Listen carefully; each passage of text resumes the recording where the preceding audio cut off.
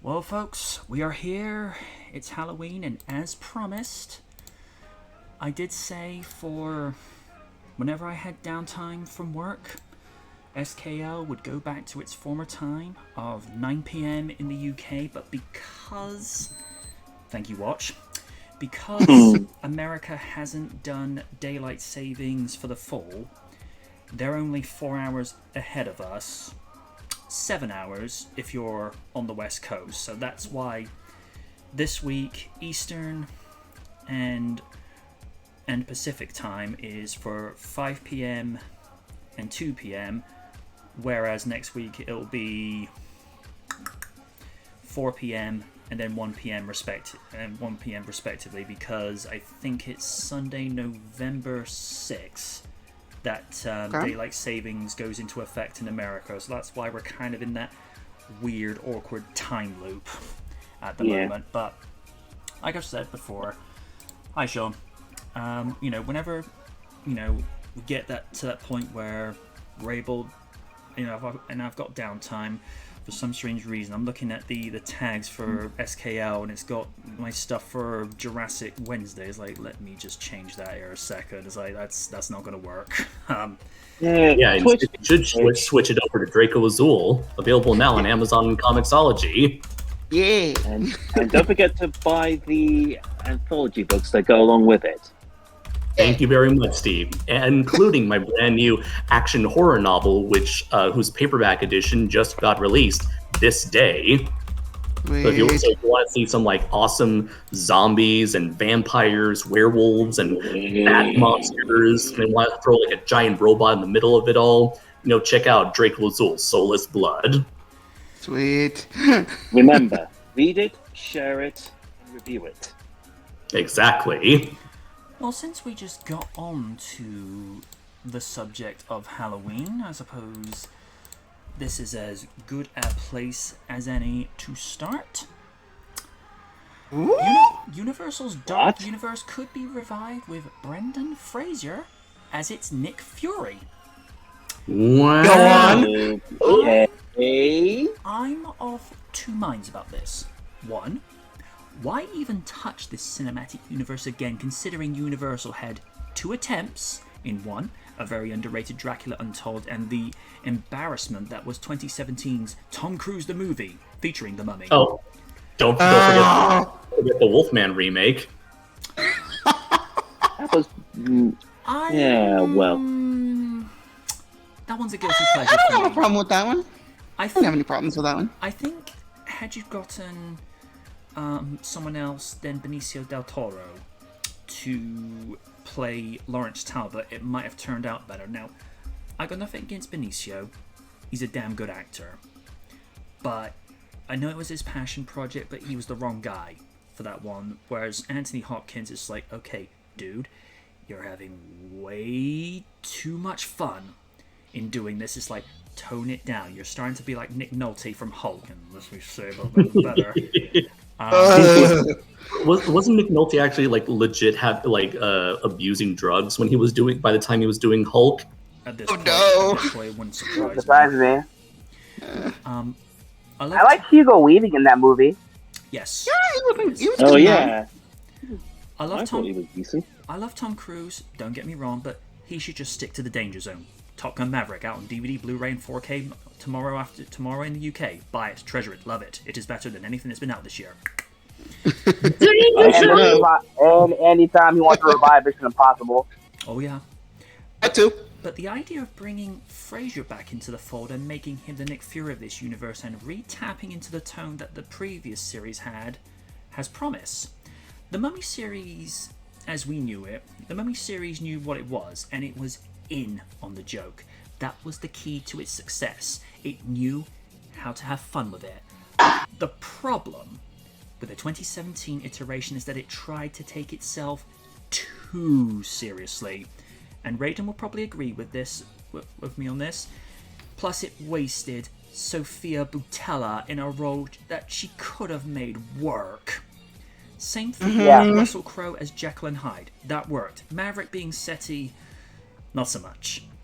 I'd be interested in seeing how this could work if they showed a proof of concept kind of like what they did with Deadpool's test footage some 7 years ago. And we shall begin with, as is Halloween name for this evening, Kenshiro Raiden. Your thoughts on this? Okay. Dark Universe in the beginning stages was promising, but until you get to that movie, it was kind of shit. But if you want to bring Brendan Fraser, and I don't know, if you want to continue the OG Mummy series, just retcon the whole thing, keep Russell Crowe as Mr. Jekyll and Hyde, and I don't know, have him reprise the role of Rick O'Connell.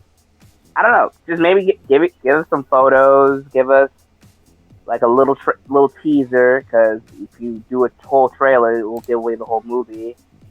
Yeah, like you said, I'm in two minds of this. On the one hand, Rise of the Dark Universe can be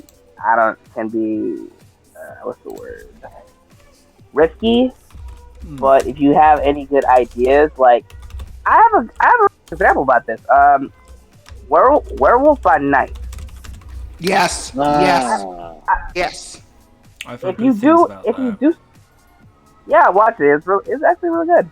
Anyway, if you do something like that, and I don't know, introduce, like, okay, they already introduced Man-Thing, Jack Russell as Werewolf by Night, and I don't know, next week you can bring in the Living Mummy or whatever. I don't know, just constantly build with the movies, introduce characters, instead of just like shoehorning like the 2017's Mummy did, and maybe you have something. That's the way I see it. Hopefully, and I mean hopefully, and especially with how Brendan Fraser is getting a really great resurgence in his career, I think it'll help. I think it'll help out for him. Hopefully, I want to see this work. At the core, I am a fan of like monster movies. You know, like I think if you want to bring that back to the core audience, I think Brendan Fraser is the man to do it, especially how much he was so damn popular during that Mummy era. And I've been hearing very, very good things about his performance in The Whale. I do want to check that out at some stage. Ghoulish Lydia, what's your take? Again, I wouldn't mind seeing that, but again, that all depends on what time period you're going to set this movie. If you're going to do it in modern day, how the hell is Rick O'Connell still alive? Are you going to do CGI makeup where he looks really old, or are you just going to say that like he's mostly aged, but he's somehow connected to the mummy's curse or something? I don't know how you would play that properly. It all depends on where this time period is set, where the setting is, I mean. I wouldn't be against it. It's just, again, you have to have proper setup before you do something like that. And I can honestly say, learn from the mistakes of the old movies. Go slow. Don't just charge in saying, oh, look, there's Dracula's hand. There's the skull of the creature from the Black Lagoon. I'm like, don't shove Easter eggs in my face until you got something solid first. That was what one of the main problems of that movie, besides ripping off movies. But again, I wouldn't be against this. It's just you gotta set it up properly. Otherwise, you're just gonna have another clusterfuck again. It's just they need proper build up. That's and a good story to that's going on in the background. Not like, you know, in your face, but like in the background, far off with like bits and pieces, nothing solid. That's where I would like to see where a story would go, not like shoving it in your face like that, because I would honestly like for them to do a proper setup of Frankenstein. We all know his story. We all know that. Literally, Oni and I watched the original movie this week, and it's still solid. It's weird, but it's still solid. But I would actually like to see a proper setup of Frankenstein where it's like Again, I want something better for that. I want like better setup of the other monsters. Don't just put actors in there and it's like, oh, let's see what fits. It's like, no, do a story first, then cast the movie. Or that, or you're just gonna have Chris Pratt and everything. So no, thank you. No.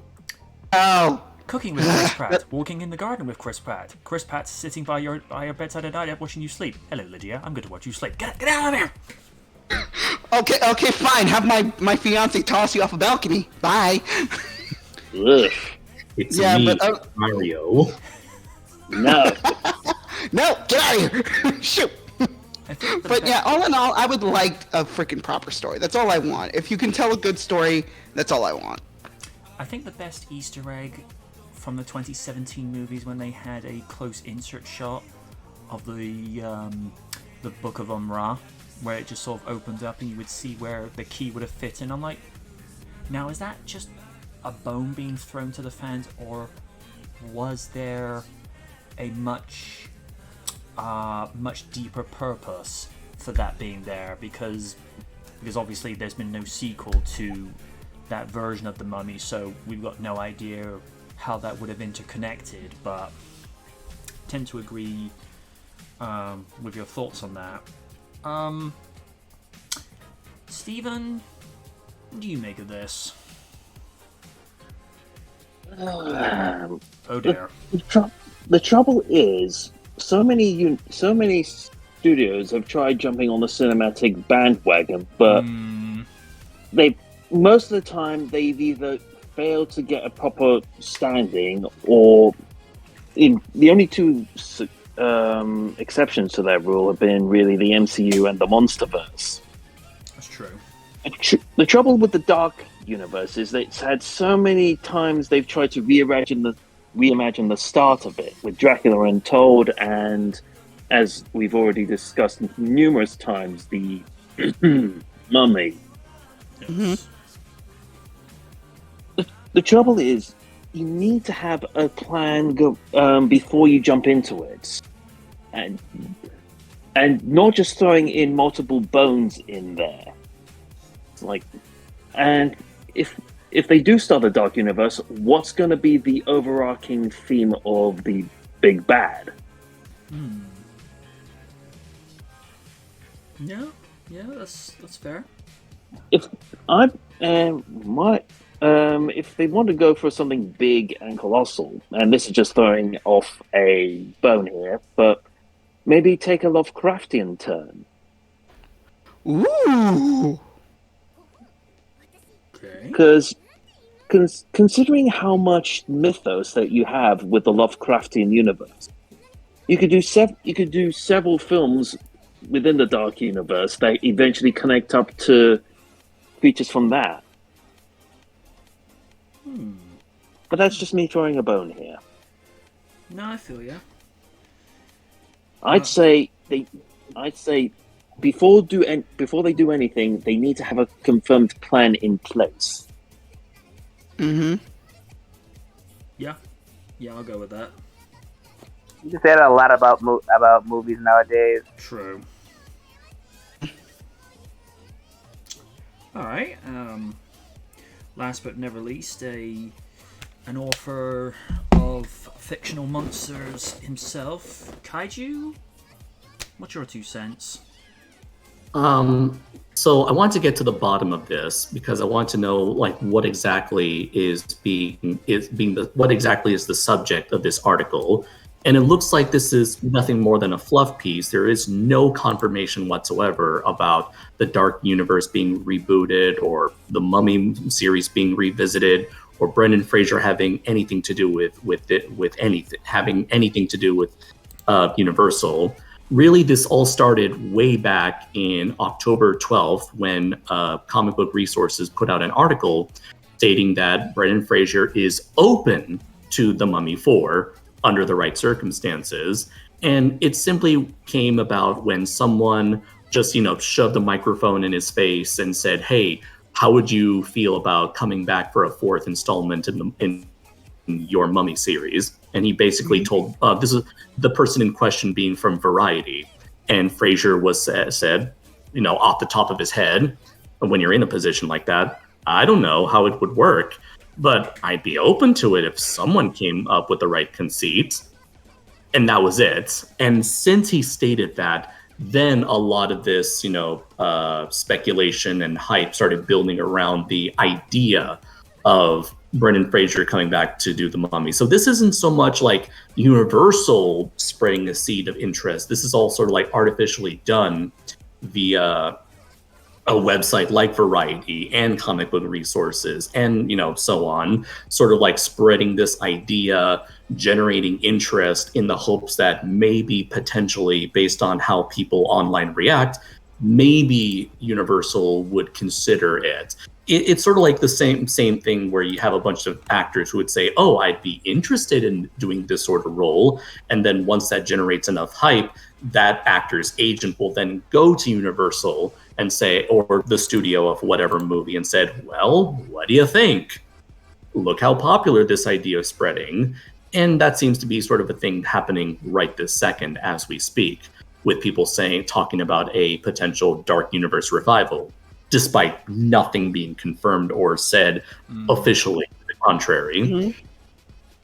But when it comes to the idea of potentially bringing back the Universal monsters, all I can say is that, in my opinion, there's no such thing as the bad idea, only bad executions. And it's clear that the Dark Universe... Yeah, and it's clear that the Dark Universe could have been something really cool. After all, people still love characters such as the Wolfman, the Invisible Man, Dracula, Frankenstein, what have you.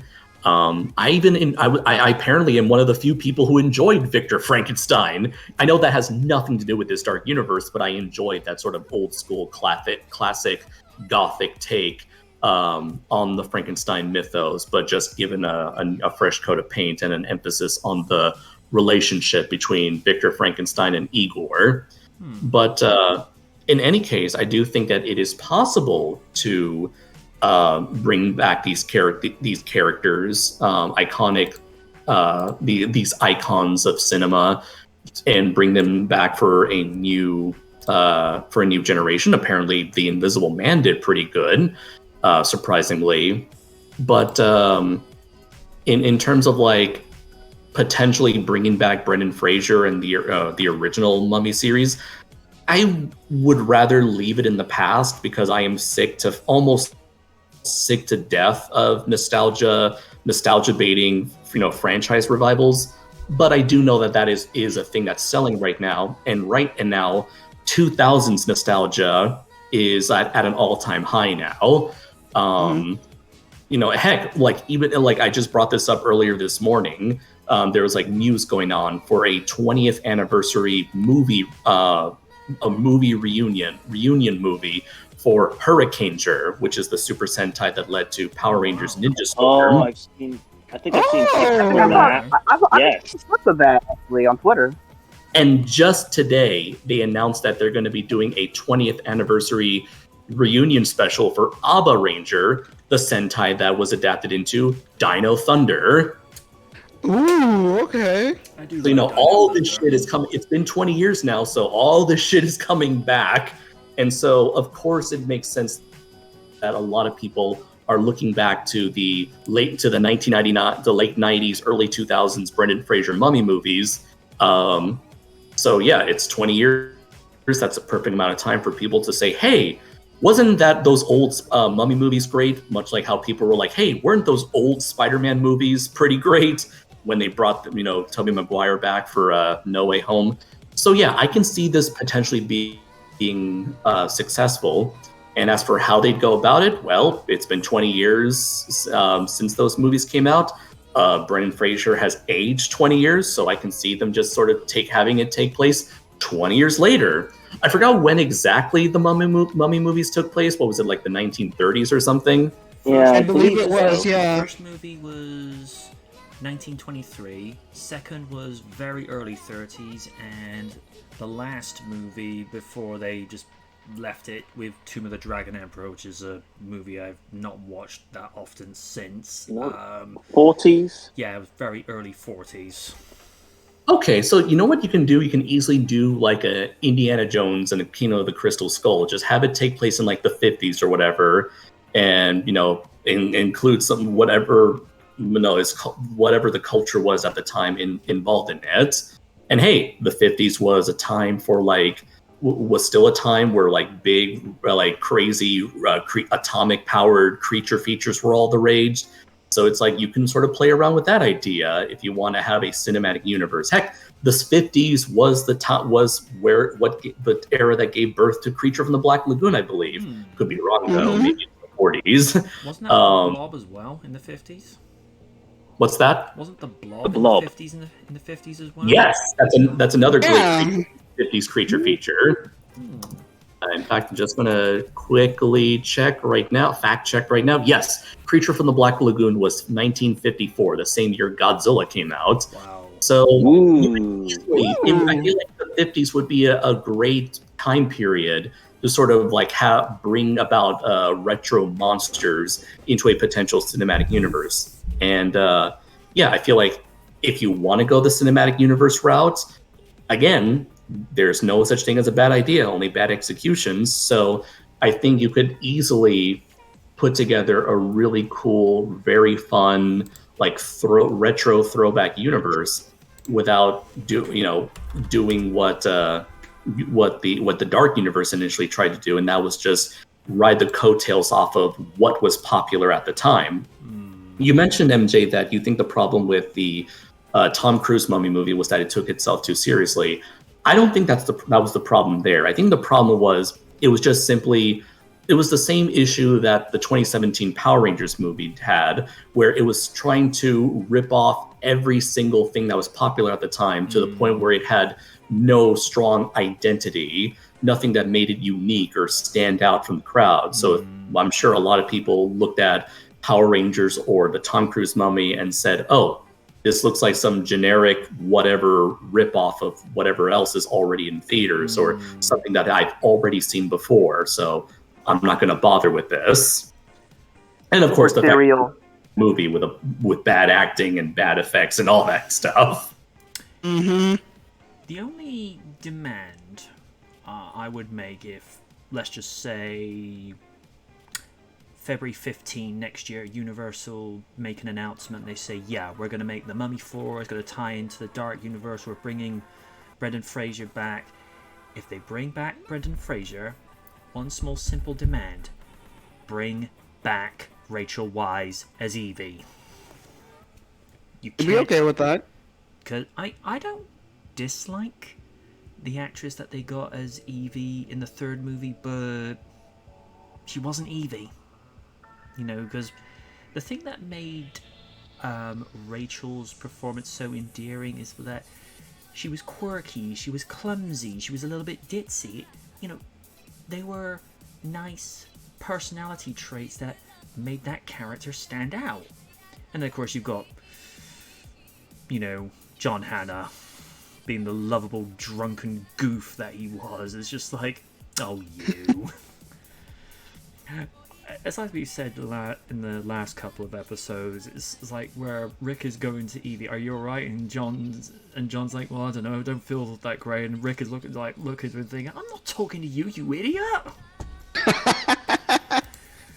But yeah, and what Kaiju has just said, as particularly with regards to what they need to do and the fact that nostalgia is just overdone. I do agree with it, but at the moment, nostalgia sells. I mean, Ghostbusters is the thing again. Well, not the thing, but it's a thing, more of a thing again than what it was 6 years ago, and I think Raiden would be in strong agreement with that. Yeah. Also, TV wise, streaming wise, Addams Family is being brought back with the show Wednesday. So yeah, if I have nostalgia, it basically is kind of a detriment. It still sells at the end of the day. And Wednesday is being played by an actress I'm actually a fan of, Jenny Ortega, who played... Jenna Ortega. Thank you. who played Brooklyn in Jurassic World Camp Cretaceous. And her character is just freaking adorable with some of the things she would come out with. I mean, she kind of starts off as being a little bit self-absorbing and kind of narcissistic, being like an online personality, but she kind of grows to be like the glue that holds everything together when Darius can't do it. Mm-hmm. And the fact that Christina Ricci is going to be in the show Wednesday as well is like, well, she's like the most iconic portrayal of Wednesday Addams that there is. And I don't know what Christina's taken, but that girl does not age. I keep saying they've probably found the fountain of youth. Yeah. He's also being Jenna Ortega is also being part of the Scream franchise. Yeah. Mm-hmm. That and Chloe Moretz actually voiced Wednesday in the Addams Family animated movies, but the less we say about those, the better, please. Yeah, it's unfortunate. The way they played it out is like, you know, your basic family movie. There's you know, oh, everything's good, liar revealed, all that, and yeah, you know that shit. It's getting old. I feel ya. Alright, let me... Oh! There's another one that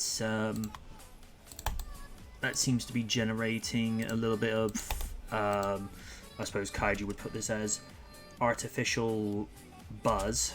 Take that as you will. Comic Book Reader has said, forget Wolverine, it's time for Hugh Jackman to return as Van Helsing. What? No one asked for this. You know what? I legit Funny like enough. that movie. I don't care what people say. Me too. I saw that movie. It was very bombastic. That's how you do a monster movie. That's how you do a monster movie. Don't take that shit serious. Fair. To quote Yukino Joe, good movie. This is an intriguing notion. A more experienced and Oscar-nominated performer would make for a different take on the legendary vampire slayer. True, Hugh's age would now put him closer to Sir Anthony Hopkins 30 years ago when he was cast as Van Helsing in Bram Stoker's Dracula, of which I might add is still one of the best takes on the Dracula mythos to this day. And for the way that Hugh Jackman was in that movie, some people drew comparisons to Pierce Brosnan's James Bond, where Van Helsing is more like an agent working for an agency in the suaveness and the very sort of dry wit dialogue. And the one line I love from his... I mean, I feel like looking back on it, it's like they were trying to capitalize off of like Pierce Brosnan, James Bond, combined with the X-Men movies that were out at the time, which also happened to have Hugh Jackman in it. Yeah. One of the lines I do like is just after Kate Beckinsale's on-screen brothers transformed into a werewolf and wreaking havoc, and Van Helsing's right-hand man comes in. He just goes, "Oh, why does it smell like wet dog in here?" And I'm like, Oh, Also, Kate Beckinsale, how you doing? Seriously. Certainly. Mm-hmm. Especially with that accent she put. Oh, honey, how you doing? Also, with that little get-up she had with the boots and the corset, I'm like, yeah, hey, what you doing? What you doing tonight? I don't know, darling. Why'd you like to find out? And he's like, yes, ma'am. Yes, ma'am. And this Kaiju look at us thinking, you people are all nuts. What's the fun in being normal? Touche. You people are all nuts. I'd be interested to see how this could be done. Whether it would go for a slightly more serious tone, similar to that of Bram Stoker's Dracula, which turns 30 this year, and that still holds up as one of the best takes on the character. And in order to get Sadie Frost to get into the mood with some scenes, Gary Oldman would apparently whisper things to her to liven the mood up. And when they asked Francis Ford Coppola what Oldman said, he said, the things he said are unrepeatable. So on that one, use your own imagination.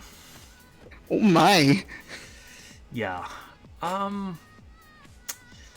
To our own Blade, what do you make of the idea of if they ever decided to bring that version of the character back? How do you think it could be done? Well, I look at it like this. The way MCU is, especially with their goofy, quirky characters, I feel like Hugh Jackman, now that he's going to come back as Wolverine, it will work. I think it would work in this era. Unfortunately for Van Helsing way back in the day, it got laughed at, which is unfortunate because whenever I go back and watch it, I always have a fun time. I mean, yes, the CGI is even way back then. That shit still looks ugly to this day. But for what it's worth, I thought the action scenes were really good. You know, I thought the characters were good.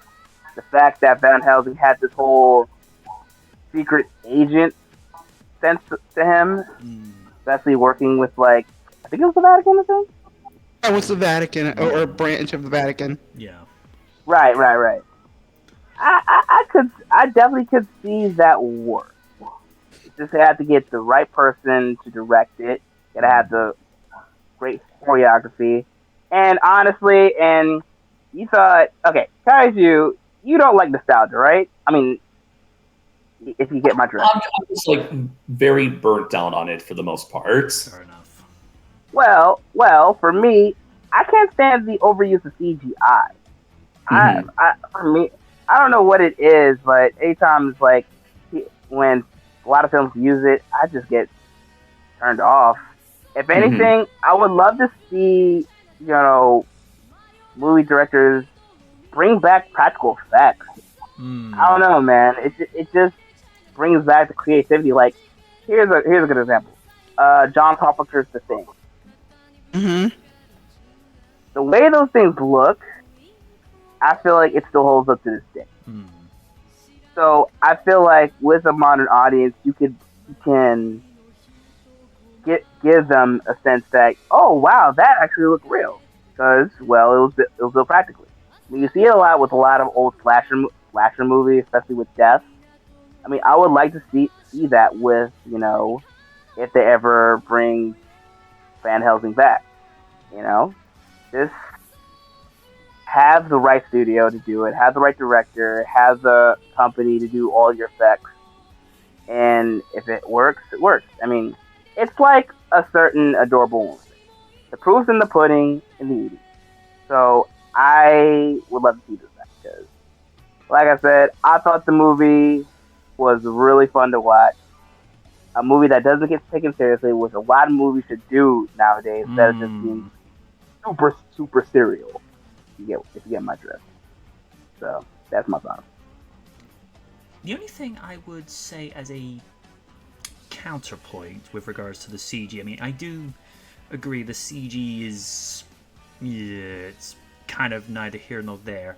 It kind of adds to the campy slight comedic tone of the movie, where you look at it, it's a little bit goofy, and you're like, okay, I can see what you're kind of going for, because they had a similar thing with the first two Mummy movies, where, all right, the CG for Imhotep, probably more so with the first movie, it is a little bit dated in places, but because there's a slight cartoonish feel to where the tone is a little bit campy, but it's still got that right level of horror and darkness to where it's balanced out, it works fine. And then you get to Return of the Scorpion King with the CG rock at the end. That. Oh, no, no. Oh, God, no. God, that's just so ugly. What's in my nightmares? That was the one time where no one wanted to smell what The Rock was cooking. Right. I do like when they interviewed him for when he was doing press-related work for The Mummy Returns. It's like, what does Haku Hamashente mean? It's like, if you smell what The Rock is cooking. Oh, my God. But that's just Rock having fun with it. As for I think the CG was worse for Tomb of the Dragon Emperor. I mean, you wasted Jet Li for that as well. I mean, come on. Oh man, that was kind of justice for me. I hated that. Oh. Yeah. I don't know about that. Maniacal Steven. Would you be open to Hugh Jackman returning as Van Helsing? And do you think it's one of those things, should they continue the story from where it was years later, or just start right back at the beginning?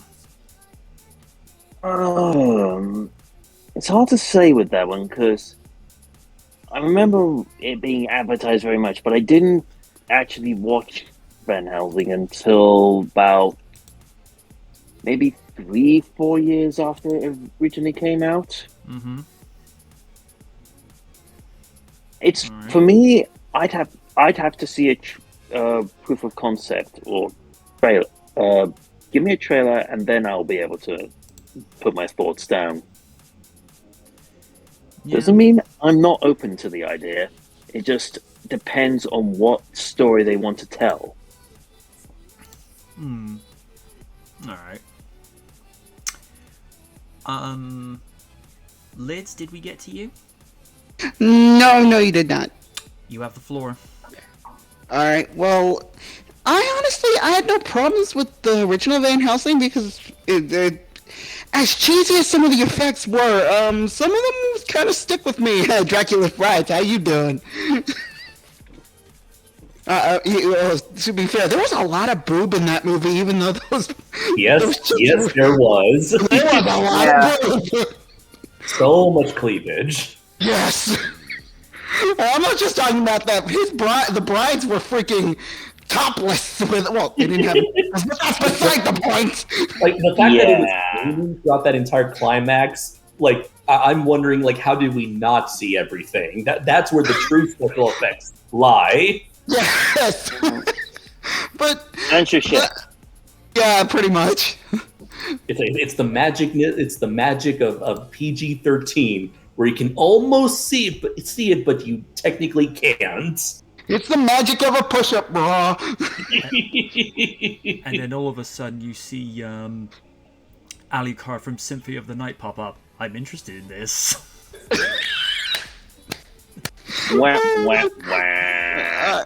But that being said, I think that that movie's mostly being remembered now because of nostalgia again. There's the nostalgia goggles again. Yep. And guess how old it is? It's over 20 years old now. Or it's almost 20 years old. I think that Exactly. counts as 04. Yeah. Yeah. We're 2 years away from its 20th anniversary.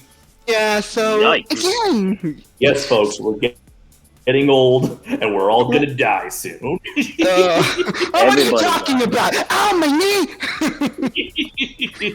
My hip, my back. Ow!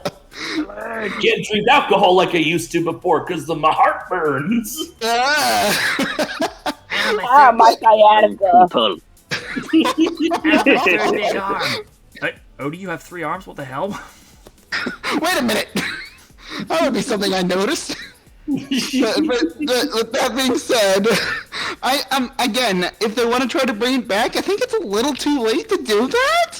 I mean, there are some sequels that waited several years just because of the nostalgia factor. It's like, I mean, we just got a freaking sequel to Hocus Pocus. I'm like, why?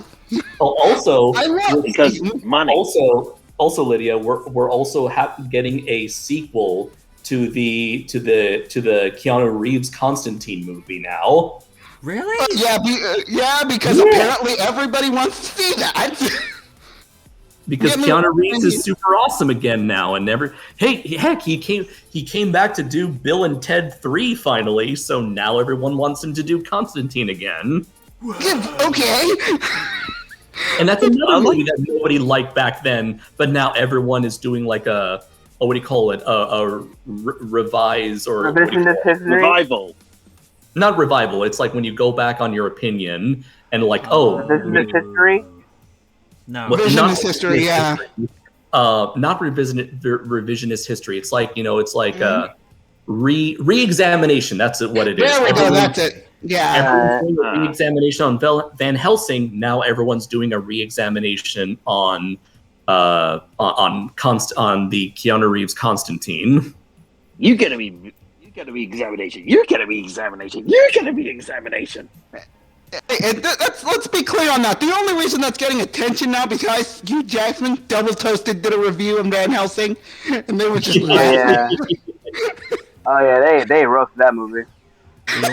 They also did a roasting of Superman 4, which I've yet to sit down to. Oh no! I haven't watched that either. No. I think the only good thing about that movie was Christopher Reeve. Yeah, pretty much.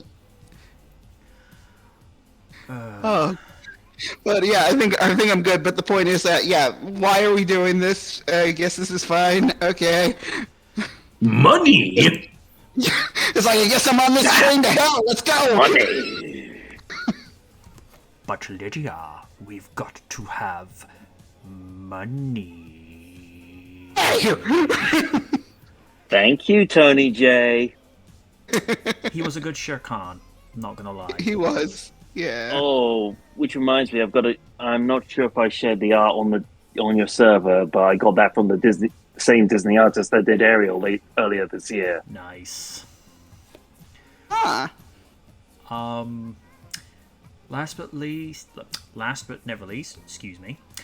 Kaiju, have you got sort of similar thoughts to this with regards to, like I say, the idea of this possibly being artificially blown up just because, just because Hugh Jackman's back as Wolverine, people are thinking, well, maybe it's time he came back as Van Helsing again.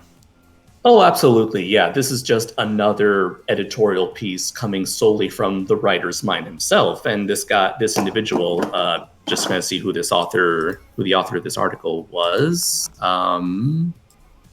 Where was it? Who's this guy? One names, damn it. Let's see. Get me pictures of Spider-Man. Mr. Brenton Stewart. Yeah, so I'm sure Mr. Stewart here, he thought, hey, wouldn't this be an interesting thought experiment, a sort of what-if scenario? Let's see how this could turn out and what's the likelihood of this situation turning out. And I think, yeah, you know what? If I, as a fan of the 2004 Van Helsing movie, if something like this were to ever happen, I guess I wouldn't mind it. Again, I am tired of nostalgia baiting revivals that ultimately don't add anything to what came before. That's, from what I hear, that's exactly how Hocus Pocus 2 turned out. But I'm like, hey, if Hugh Jackman want to do it, if they got a good story for it, if you want to bring in some like more cool creature features, like old school creatures into the mix, I'd probably go for it. You know what? I'd probably be even more down for this than I'd be more down for a Van Helsing revival than a Mummy revival, only because I really liked how fun and over-the-top Van Helsing was. Meanwhile, I feel like the Mummy movies did what it wanted to do and should probably most likely stay in the past where it belongs. What was the last thing I wanted to bring up? I totally blanked out on a point that I had, but maybe I'll remember it later on. But yeah, overall, it's just another case. It's been almost 20 years since Van Helsing came out. People are, looking back on it thinking, hey, this actually was a pretty decent movie. And maybe if some hype would end up being generated from this as a result of this article. Who knows? But yeah. Oh, no, now I remember. This reminded me of another similar an article that was on Screen Rant where someone said, "Hey, Screen Rant." Yeah. It was like, Oh, hey. boy. The writer essentially did something similar to this, where it's like, hey, we all know that X-Men, the '90s X-Men cartoon is coming back with a new season, a new revival continuation. You know what other thing could use a continuation in the wake of X-Men '97? Fucking Spider-Man. And this writer went on to list like the reasons why a Spider-Man revival would be very likely. And so, yeah, I've seen articles like this happen, and just as a nice little editorial thought experiment. And yeah, interesting idea. Not sure how likely it would be, but if it's so, I'd like it for it to be good. But again, given the track record of Hollywood revivals, that it really is up in the air if Hollywood would even be interested in a Hugh Jackman Van Helsing revival, or if it'll be any good. I mean, heck, the fact that we're getting Constantine 2 now, I feel like anything's up in the air at this point. Yeah. All right. Yeah, I'll go with that. Now, for this Nectar article, this is just purely going to be for myself, Madam President, and the Master Slanderer, because this concerns the WWE. So Kaiju and Sir Steven will be exempt from this. Okay. This concerns Crowned Jewel. Oh God, not this again! The two big tier matches are as follows. Bianca Belair putting her Raw Women's title on the line against Bayley, and the WWE Undisputed Championship with Roman Reigns defending the gold against, and I'm not making this up, Logan Paul. Sorry. I'll say this for number one. I want to say Bianca Belair to win, but Bayley, the way she is with damage control, I see an upset. So I'm going to say, because this is also supposed to be a last woman standing match, I'm going to say double count out. I think both of them are going to bring it. Roman Reigns, Logan Paul, Mulligan. I'm sorry, why? Why is this Because fuck you, that's why. That's absolutely right, Lydia. And right now, Kaiji's looking at me going, dude, if you're going to impersonate me, at least do it right. We get the OC versus the Judgment Day. I'm going to say the OC. I'm kind of getting bored of the Judgment Day. Brock Lesnar, Bobby Lashley, Mulligan. Don't like either of them at the moment. Only because I like Bobby Lashley as an athlete. I just don't really think that they're doing anything useful in Brock because, well, it's Brock. Drew McIntyre, Karrion Kross, Drew. He's owed a win. Braun Strowman versus Omos. Braun, because Braun's actually worth something. And the tag team titles, the Usos versus the Brawling Brutes, Ridge Holland and Butch. I'm just going to say the Usos because I have no idea who the other team are. Madam President and Commander Slanderer, what are your calls for the match? And Liz, we'll start with you. Okay, so, let's see. Crown Jewel, aka a pay-per-view Oni and I will not be watching, and in fact, we're probably going to do an alternate stream while that's going on, because fuck this pay-per-view, and fuck Saudi Arabia's money. Sorry, I apologize, but I'm not wrong there, am I? I'm saying nothing. Alright. I'm not saying anything. Anywho, if we're gonna talk about the matches, because I'm moderately not interested, especially the joke of a main event they're doing. Fuck you, Logan Paul. Sorry. Okay, no, scratch that. I'm not sorry. Fuck you, Logan Paul. For being good at wrestling? Why do you have to be good at things? Anyway. With that match, again, Mulligan, even though I know for a fact freaking Roman Reigns is going to win because they're just doing that because of publicity. Bianca Belair versus Bailey in the last woman standing match. I'm interested, but I'm a little scared for the talent. I mean, I know that female wrestlers have wrestled in Saudi Arabia before, but it's just I still get a little scared every time I see them in doing that. It's like one accidental like slippage or exposure of skin, all of a sudden, but the plane's being detained. Yeah. Yeah, but. And what was it? McMahon went home in a separate jet. Like real classy, Vince. Real fucking classy. But again, retired. Retired, right? Sure. All right. Anyway, regards to that match, I see Bianca winning because again, they're pushing her at this point. She's Super Cena. She's like past the levels of Super Cena. Especially with the feats of strength she's performed. Good lordy, that woman's like scary strong. So she's tapped into Ultra Instinct. Pretty much. But yeah, in regards to that, I think Bianca's going to take it. The Usos versus the Brawling Brutes. I'm glad that they gave Pete Dunne, a.k.a. Butch, his personality back because I was really not liking that. I still see the Usos winning because they still need to build up the breakup of the bloodline. Yay. Alright, and Omos versus Braun Strowman. I don't fucking care. I don't like either of them. Screw it. I don't care. So Mulligan. Pretty much. Alright, and what's that other one? I can't... Oh. What was anything else? Because I can't remember now. I'm like Karrion Kross. Karrion Kross, I'm sorry. I like Drew McIntyre, but since the old man left, I think he's been pushed back down the card again because, what they did to him at Crown Jewel was not funny. No. No. But, like I said, not going to be watching this pay-per-view. Fuck that. No. Sorry. Master Slanderer, your picks. Mulligan to all except for Lesnar versus Lashley.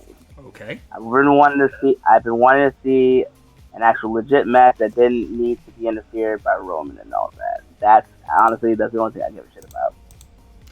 I've been wanting to see these guys fight for a while now, and that's pretty much it for me. Okay. Would have been better if there was a title on the line, because that type of setting, it is befitting of a title match. And since Madam President decided to talk about controversy, oh boy, Burger King and Call of Duty are in trouble. Oh no! Oh no! Really? What the hell was that? What did they do? I'm gonna have to read this for verbatim because it's just to get the full context. Call of Duty Modern Warfare 2 Burger King promo leads to controversy. Call of Duty Modern Warfare 2 has a big promotion with Burger King, but it is creating controversy. Call of Duty is a marketing powerhouse, given the cost to make the games and the player base it wants to reach in order to stay as one of the industry's top dogs. Activision has to get the game out there in any way possible. Many times this results in promotions with other brands such as Totino's, Doritos, and most notably Mountain Dew. Only perks up. Mountain Dew. This year, players can earn XP and even COD points for purchasing specially marketed Mountain Dew packages. Little Caesars is even getting in on the action, allowing players to get in some game rewards and a chance to win a PS5. Call of Duty also teamed up. Wait, what? Call of Duty also teamed up with Burger King once again, though there's a bit of a catch. The promo is only available in select countries, excluding the United States. The promo gives customers a code that allows them to unlock in-game items, including a highly sought-after operator skin that resembles a fry cook for Burger Town, the fictional parody of Burger King in Call of Duty. As reported by Kotaku, his has resulted in people selling the codes that come with the meals online for as much as $40 online, which is almost half of the price of the game itself. Whether or not you think that's a fair deal is up to you, but it's causing some controversy online since it's limited by region and the fun skin is being resold for more than than any other Call of Duty skins. As of right now, it's unclear if Activision has any plans to make this skin available through a DLC or via unlocks at a later date.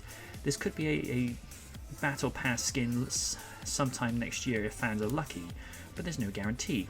However, it's hard to imagine Activision sees all the money people are making off of their own skin and doesn't try to cash in on the hype itself. Call of Duty Modern Warfare 2 is out on the Xbone, Xbox Series X and S, PS4, PS5 and PC. What do you think of the skin? Let me know in the comments or hit me up on Twitter. Madam President, thoughts? Aside from a way to win a freaking PS5, which again at this point I don't care because I never win anything besides small things. Oh. But yeah, I won some little emblem pins in a contest, but that's neither here nor there. I didn't win a PS5. I still need that. So just so Oni will shut up a little bit, just a smidge. But other than that, why is this a thing? Why do I care? I don't know. Just Okay. Aside from the 5, why do I care? Okay. Master Slanderer, your 2 cents. Mulligan, I have no idea about this, and I don't want to get it. Sir Stephen? Well, just another case of scalpers got a scalp. I mean, they've done it. They've done it so many times before. They've done it with games consoles. They've done it with games, and now they're doing it with skins. It's just the cycle of the scalpers. Yep. It's like whenever World Cup tickets go on sale, you get like people on the black market that will probably buy X amount of tickets for let's say for the sake of discussion. The next World Cup is in the United Kingdom, and in one of the opening games you have England versus USA, and let's say the average ticket for a reasonable seat, so you're not right at the pitch side, you're not in the top, you're in midway, so you've just got half bird's eye view, and that say costs you £38 per ticket, so that's about $41. People on the black market, scalpers, whatever you choose to call them, they go in and purchase, say, 40 to 50 of those tickets at a time, and then they go selling it for from anywhere to $90 to $120. I mean, what they're doing is not illegal, but it's one of those, oh man, don't be a dick. But unfortunately, as my brother once so wisely said to me, dude, some people are just assholes. Any disagreements? Nope. No. At last, and certainly never least, the sober common sense wisdom of our collective. What's your 2 cents on this? Like, it does make sense for them to want to partake in collaborations that are region specific. It's not the first time that it's happened in entertainment, and certainly not going to be it's not the first time, and certainly not going to be the last time. But when it comes to locking behind like content that other players from around the world have like absolutely no access to, because I think that's where it kind of gets a little ridiculous. Because I'm sure there are a lot of players out there that wish to have all of the content all in one go. I mean, this is not like one of those like console exclusive things, like say Soul Calibur 2, where Link was on the GameCube version, Spawn was on the Xbox version, and Heihachi was on the PS2 version. In the cases like those, I can understand, because those are specific collaborations with specific developers or companies. But in cases like Call of Duty here, where you're locking away content, not so much based on console, but based on regions, it's not fair, because like I said, there are players out there that want to have all the content all in one neat little package, but when they are forced to to go out of their way to get these kind of download codes, and that leads to people, these like scalpers, having to like take them, sell them at a ridiculously high price, creating this sort of like pseudo black market bullshit. It's like all of this feels very, very unnecessary. And I think they were just like, they would have been better off just making this a global thing, because given that this is Burger King, and like if this was something like Yoshinoya or whatever, it's like if you go to a Yoshinoya in Japan to get this little thing here, like that makes sense, because there's people are going to be not a lot of people are going to be interested in a fast food chain that's specific to one single region. But when you have something as mainstream and widespread and international as Burger King, it's like, of course, there are going to be certain Call of Duty fans who want access to this stuff. And this also sets a very dangerous precedent where maybe other developers would want to do this sort of thing as a means of just like generating hype for their product. It's like, oh, imagine if like Nintendo were to say, hey, if you want to have this exclusive DLC for the next Mario game, but you have to be in Australia in order to access this DLC in collaboration with this specific brand here, then it's like you're just going to lead to a whole lot of angry customers and angry fans that want to have that content, but they can't because they don't live in Australia and are forced to pay out the wazoo in order to get it. So yeah, I feel like this just needlessly complicates things. As like it could get to a point where it can be almost as bad as like loot crates and things like that. If it's not properly taken care of. You actually make a very good point with that. It's funny you bring up something with Mario there. I actually got served by someone at my local convenience store who was dressed up in a Mario cosplay with the overalls and the hat and everything. That's awesome. Yeah. I was walking by off to work yesterday evening. I'm just walking through like the local parking lot, and there's a guy dressed in a Luigi outfit with a hat, and I just sort of looked at him and I thought, like, oh, hey Luigi. And he's like, hey. I do like little things that people do with that. Oh yeah, I remember back in like around this time for Halloween, I would see in Japan, I would see certain convenience store owners wearing like these like simple like those like simple zip up pajama style costumes. Nice. And sometimes they'd be like Mario or Luigi or a minion, things like that. And I was like, oh, that's pretty fun. That's the only time I ever saw anyone dress up for Halloween outside of like college Halloween parties. I had a friendly acquaintance back in the day at work, and he actually got told to remove his Halloween cosplay because, you tell me if I'm allowed to say this on here. I mean, Lids will probably be the better one to say. He wore a t-shirt that had this. Yeah, you can say that. Oh no! Okay, I'm not against that. That's funny. And I'm Catholic. Basically, folks, my friendly acquaintance came in. What if Jesus was a zombie? I mean, technically he was. Yeah, technically he rose from the dead. Yeah, but this... He did it before it was cool. Yeah.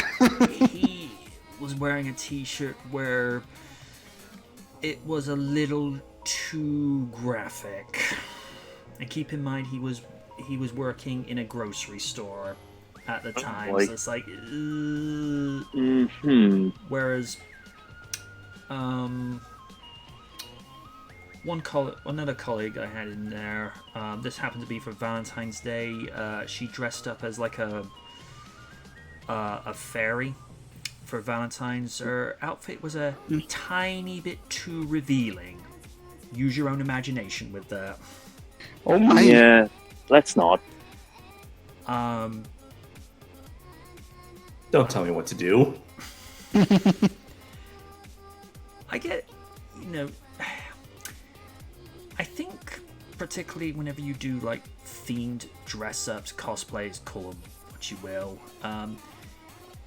it's very difficult to strike that balance where you're being outrageous, but you're not necessarily stepping out of boundaries of what's acceptable. But you know, of course, given the age we live in now, is we don't know. People don't know what's acceptable anymore. I don't know. Before we went live, Kaiju said he had a little thing he wanted to vent out of his system about Spirit Airlines. Yeah. Oh boy. So ever since I came back to America, I have been traveling the country, attending various conventions to sell my comics, keychains, prints, and novels. And during this time, I came to despise one airline in particular, solely due to their really shitty means of marketing. So if you ever attempt to book flights online, you may come across this airline called, in America at least, called Spirit Airlines. And most people have probably seen them because their prices are deceptively cheap looking. So like, let's say you're looking for a flight from California to, say, New Jersey, and you end up seeing a flight that's like, oh, here's a round trip that's only like $200, $300, as opposed to the $600, $700 from other flights like Delta or American Airlines. And so you decide, oh, hey, this looks perfect, until you realize that they will charge the shit out of you on multiple fees for things that would normally be free on any other airline. So imagine like you pay $200 for a simple round trip within the US, and then you realize that you got to pay for your luggage, and you got to pay like, I don't know, like $100 just for one luggage alone. And then let's say you have a carry-on, that's like another $80 to $100 right there. And then they'll charge you to say, oh, you can give us, you can pay a fee if you want to enter the plane first, or you have to charge just to get a simple drink or a snack out of it. And then when you actually go into the plane itself, there's like no entertainment, no movies, not even like a free Wi-Fi service to watch movies on your phone or tablet or PC. And the seats are like cheap as hell. And on top of it all, it's like super unreliable as to whether or not your planes will even arrive or leave on time. Because from what I've been told, as I've learned quickly, Spirit Airlines, unlike a bunch of other big airlines, they do not actually own any spots at any major airport like other airlines do. What they do is sort of like borrow other airline spaces. So there are certain times where they do not have an like a space available for them. So they're like, the plane is like forced to wait until like, it's like you're in a parking lot and there's no spaces available. So you're just sort of like, you know, fucking around until eventually a space becomes available for you to park your car in. That's what they do. And that's what lead them to be very late most of the time. So like my first ever, for my first ever convention coming back this year, I was going to Heroes Con in North Carolina, and I had chosen Spirit Airlines because I didn't know how awful they were. And so when I went there, I think it was supposed to leave in the, my flight was supposed to leave around 7 p.m. And then it got delayed. I got there around like 5 or 6 p.m., got there like an hour or two early. And on my phone, it said that I got an email notification telling me that my flight was delayed by 2 hours from 7 p.m. to 9 p.m. And I think this was mostly due to a storm that was happening around Vegas, which was where my, my layover was. Yeah. Before going to North Carolina. So I was like, okay, I can wait another 2 hours. And then my flight was delayed to 10:30 p.m. And I was like, fuck, I'm going to miss my second flight from Vegas to North Carolina. So I went up, when I checked in, I was like, hey, what are you going to do about this? And so thankfully, because I was going to lose my flight, which was also my second flight, which was also Spirit Airlines, due to as a result of their fault, they decided to give me a new flight from San Diego to Vegas. And thankfully, that also got delayed as well. I think it was supposed to leave at 8, but then it left at 9. Oh, no! Oh no!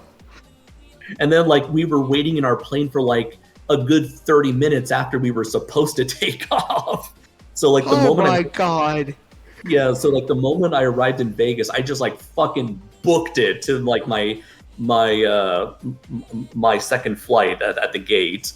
So thankfully everything was smooth sailing for the most part. The only issue was just learning about the ridiculous fees and having to pay over $200 in for my fucking luggage and carry-on, both there and coming back. So it was just a lot of nonsense, really. And so since then, I have tried to avoid picking Spirit Airlines. However, the thing that sucks about flying within America is that when picking a flight, let's say for this instance, when I was booking my flight this month for J1Con, which I'll be going to this next weekend in Atlantic City, New Jersey, I will be, I chose, I think, Delta, I believe. And I was like, oh, hey, Delta, this flight is the flight there is going there is about maybe $500, $600, almost $550. It's expensive, but hey, at least I can, I don't need to pay that much. I pay only $30 for my luggage and the carry-on is free. Okay, sweet, got it. But then coming to pick, when I was selecting my flight back to San Diego, the only free options for a flight back were all Spirit Airlines. Spirit or Frontier. And Frontier is also pretty bad, but not as bad as Spirit.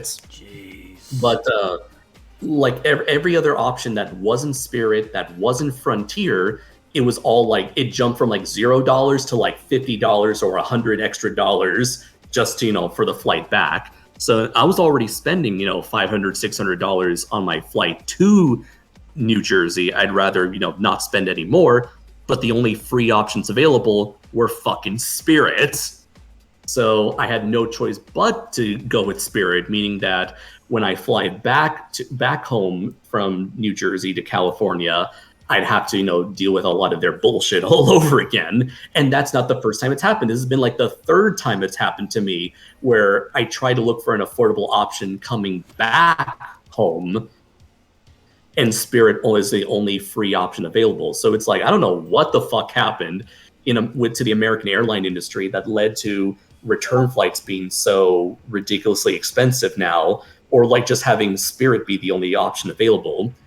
From what I hear, JetBlue Airlines is planning on purchasing Spirit Airlines, and I really hope they do, because JetBlue is actually considered the most favorable airline in America, whereas Spirit Airlines is considered the worst airline in America. So Yeesh. If JetBlue actually does purchase Spirit, I really hope that they end up, changing a lot of things about them. And the last thing I also want to bring up is how I've always known this about airlines, how the more convenient your flight is, the more expensive it's going to be, which is why whenever I used to fly from Japan to America and back, I would usually get a layover in another country entirely. So rather than flying straight from Japan to America, I'd fly from Japan to China, then America, or Japan to Canada, then America. But in this case, I've noticed that whenever I want to fly, let's say I want to fly in the morning and I want to arrive, ideally, I want to leave in the morning and arrive at my destination in the afternoon, which is pretty feasible. But stuff, if I want to do something like that, I have to pay like $700, $800. I have to pay almost as much as I would flying across the Pacific Ocean, which I think is ridiculous. Like, why do I have to pay as much to fly to Japan than it is to fly within my home country within a reasonable amount of time? So in order to pay $400, $500, I'd have to like fly to, say, Las Vegas, and I have to wait there for like 1 to 2 hours, and then I have to fly to my destination like the next day. So like imagine I have to leave California around 7 p.m. at night, and then arrive at my destination at like 4, 5, 6 in the morning. Eesh. I had a similar experience when I was coming to America. Great movie, by the way. And when I was going back to the UK, because it took about 9 hours to get from Heathrow to Minneapolis airport, where we were there for about 2 or 3 hours before then going to LAX, and then on the way back it was LAX to Detroit, and then the rest of it was going back to Heathrow, which I think we ended up landing about 7 a.m. UK time, and I ended up being jet lagged and missing the first hour of work the first Sunday I was back, because my body clock hadn't adjusted properly to being back in the UK just yet. But you know, when you're out for a week on the West Coast, you know, you're adjusting to the fact that you're 8 hours ahead of everyone, which it's a weird thing having to adjust to that. I imagine it was probably a similar experience for you when you'd been in Japan for so many years and then adjusting your body clock to being back on the West Coast of America. You see, that makes sense because you are flying across, you're flying halfway across the world. I'm only talking about flying within my own country. So it's like, I find it ridiculous that I have to go through this nonsense just to fly within my own backyard. So like, here's my what's it called, itinerary for flying to New Jersey. I have to leave San Diego at 7 p.m.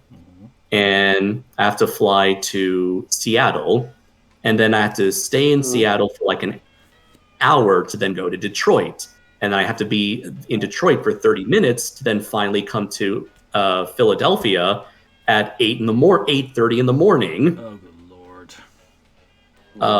And then coming back, I'm going to be leaving Philadelphia International Airport at around like 9 p.m. on Sunday. And then I arrive in Atlanta around 6 in the morning. It'll be like a 7-hour flight. No, hold on. It's like a 2-hour flight from Philadelphia to Atlanta. And then I have to stay in Atlanta for like 7 hours. Ugh. And then I get to go to Vegas. And then I have to stay in Vegas for like 6 hours. And then finally I get to go to San Diego at like 2:30 p.m. on Monday. Mm-hmm. So imagine traveling. You start traveling at like 9 p.m. on Sunday, and you can't arrive back home until 2:30 p.m. in the afternoon. So overall, that's That's ridiculous. That's like nearly 21 hours of traveling right there. Oh, thank God! No. I only traveled one way. Yeah, just no. Nuh-uh. All of this just so I can pay under $500. Oh, good Lord! I mean, thank the Lord I'm staying at my friend's house, so I don't got to worry about hotel fees on top of that. Oh my God! Excuse me for saying this, but fuck that shit. Yeah. I haven't gone through this at all, and even I'm pissed. So oh like, my God! again, going from San Diego to Philadelphia, it's not that bad because it's like it's an 8-hour stop in Seattle. 1 hour stop in Seattle, plus a 30-minute stop in Detroit, and then I get to arrive at my destination. It's coming back where I'm using Spirit Airlines. That's Oh, to do the yeah. 7-hour stop in Atlanta, followed by a 6-hour stop in Vegas. Is it wrong that when you said Detroit, I was thinking in my head, no, not Detroit. No. Dun, dun, dun, dun, dun, dun, dun, dun. Yo, what up, Detroit? Dead or alive, you're coming with me. Funny you mentioned that. They're actually developing a RoboCop game with Peter Weller's likeness brought into it. I heard about that. I mean, he did play him reprise his role in Mortal Kombat 11, so it's like so not much of a stretch. And he was a damn good Batman in The Dark Knight Returns. Yes, he was. It really was. Yeah. But anyways, basically, I brought all of this up just to say, fuck Spirit Airlines. Get better management. Yeah. Not with a 10-foot pole. Sorry, no. Yeah. Alright. I was planning on saving this for later, but no, we need a palate cleanser after that. Yes, Yeah. please.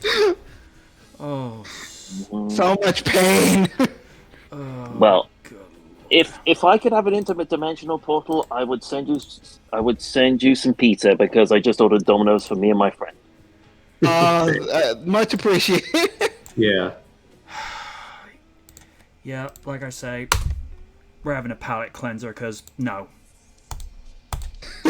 we need that cleansed. Alright. Just a heads up. In the making of this, I got emotional. Aww. That's all I'm gonna say. Fair enough. I am at 0. At 0. Hang on. Trying to get my go costume off so I don't end up getting it all greasy with pizza grease. Yeah. Gotcha. Sean and the other people viewing in the chat, don't press play until I say so, okay? Because otherwise everything's going to be out of sync. Mm-hmm.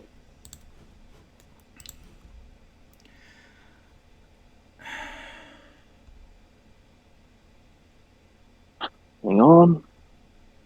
Yep, I'm ready. Okay, Lids, ready? Ready. Raiden? Ready. Kaiju? No, I mean, yes. Always one. I'm not ready. You're not even here. Oh, yes. In the other room. Go away. 3, 2, 1, play.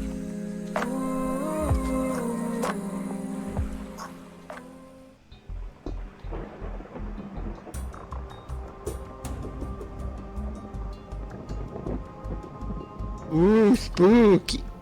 Ooh.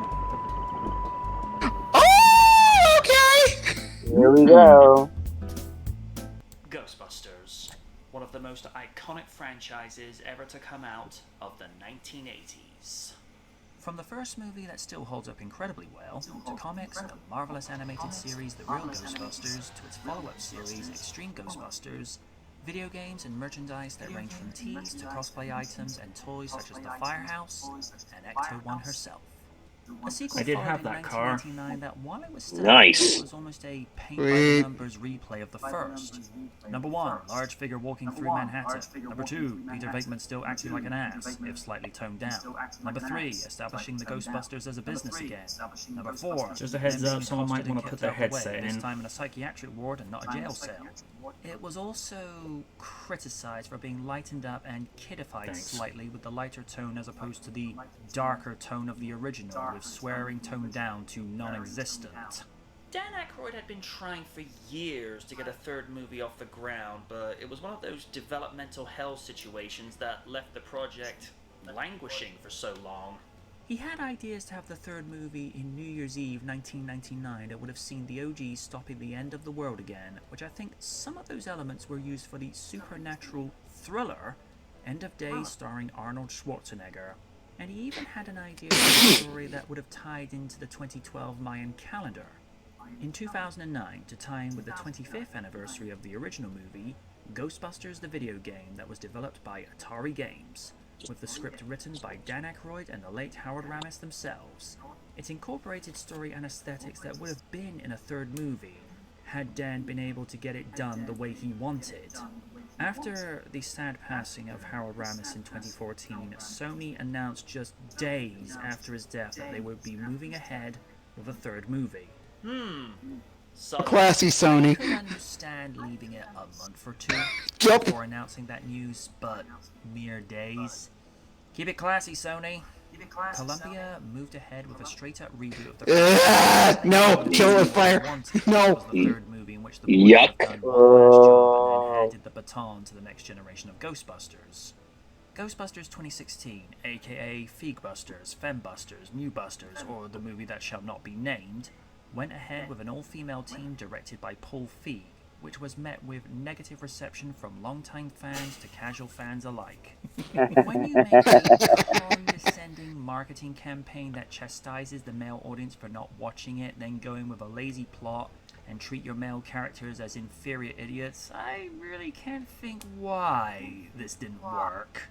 The movie was a box office bomb that sparked a chain reaction in which Sony lost a whopping $225 million, in which they sold off assets in order to balance their budget accordingly, including the rights to the James Bond movie franchise, their computer division, and Victus, which was bought by Magix, but still managed by the same developers. Whoops. In comes Jason Reitman, director of Juno, Young Adult, and Tully, and also executive producer on Whiplash. It should be noted he was Brownstone Kid number 2 at the birthday party in Ghostbusters 2. Oh shit! Yeah, I forgot about that. Wow. With a proton pack. He didn't know who she was until later when he could see she was the grandchild of Dr. Egon Spengler. Given only $75 million by Sony in order to revive the franchise after the embarrassment that was 2016, Jason Reitman, along with his father in an executive producer role, sought to bring the long-awaited sequel to 1989's Ghostbusters 2. So, let's strap on the proton packs once again as we revisit Ghostbusters Afterlife. Folks, there's no easy way to say this. This movie starts off dark. Of course, by that opening statement, that's nothing new for Ghostbusters, considering that some of the dark moments from the first two movies, in where you have scenes in Zuul explaining the coming of Gozer, and how Vigo was trying to possess little Oscar in the sequel. But the tone, complemented by the score and the lighting and camera movement, showed that this was not going to be your daddy's Ghostbusters. This had the elements of a horror thriller, akin to more of an 18-rated movie that it put up the hairs on the back of your neck. And the way that Egon was kept in shadows, considering that Howard Ramis had passed away 7 years before this movie and used veteran actor Bob Gunton, who is credited as the Ghost Farmer, who you may remember as Captain Benjamin Maxwell from Star Trek The Next Generation. And Demolition Then the Man. movie deviates away from the Ghost Wow. Farmer Oh, yeah! to focus on the Spengler family of Mother Callie, son Trevor, and daughter Phoebe as they're evicted and go live at their newly inherited farmhouse in Somerville, Oklahoma. I like to think of this movie as a metaphor of discovering who you are and what your legacy is. The writing does a good job of Phoebe embracing her legacy and finding that she has more in common with her late grandfather than she knew, while Callie does an equally decent job of rejecting her legacy, as the story shows how most people would react if their parent neglected them. Most people found the movie to be very slow-paced in getting to the Ghostbuster aspects, but this is where I think it's important that the movie spent time with the new generation and getting to care about them, so that you're invested in them by the time they get to busting ghosts. There were some nice callbacks to the previous movies, but there were some moments that just left me in disbelief.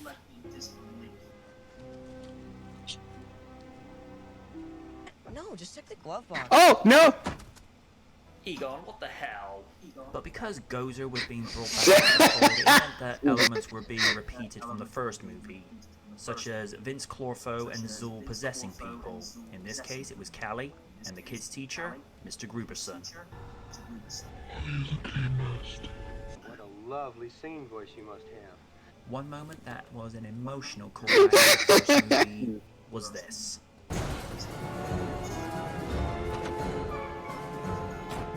Ready? I'll be waiting.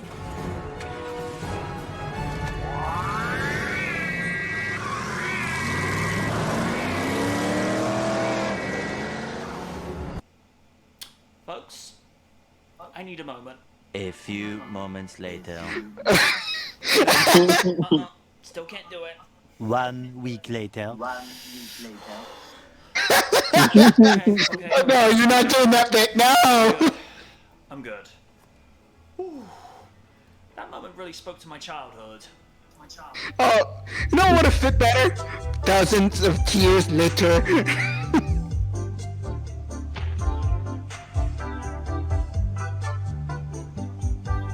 You should recognize the score in the background.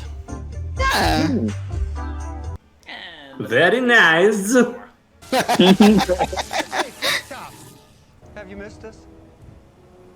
Are you a god? Oh no, really? We're doing this? No, say yes, say yes. Are you a god? No. Then Ray? Oh, come on, Ray. Yes. The OGs are simply outmatched, even with crossing the streams that sent Gozer home the first time, and Venkman does his best deflecting to make it look like Gozer made a mistake, like they could have been the perfect power couple, of which I don't think Dan was acting with his reaction. You got a lot of nerve. Coming back here, crawling back to me. Look at Ray. Rude. Oh my God, man. It's Phoebe standing alone, adorning her Peter, shut up. Proton pack. And just when all seems lost, an ally comes to her aid.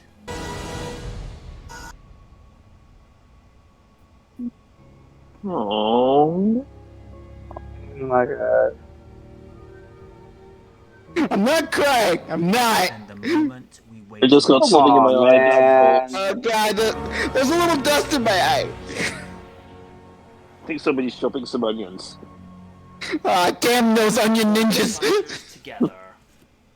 Oh, come on. That's The ending is done perfectly, with the OGs reconnecting with Egon's ghost, to the rest of the party congratulating each other on a job well done, and to the moment with Egon interacting with his family, and to the emotional moment where he is forgiven by Callie in probably the most tear-jerking hug as he begins crossing over to the other side as his final work was done. Oh, dang You it. can even read Venkman's lips saying, "I love you." The movie ends with Egon Spengler disappearing into the sky in a cluster of stars to a caption text of, "For Harold," as a tribute to Oh Harold Ramis. man. Mhm. This movie Ah, is not jeez, only no. a way of paying tribute to the The past, feels, but man. it also The laid the feels. groundwork for the future of the story, in which the baton had been passed to the next generation, and giving Dr. Egon Spengler and his creator, Howard Ramis, the most wonderful send-off anyone could ask for.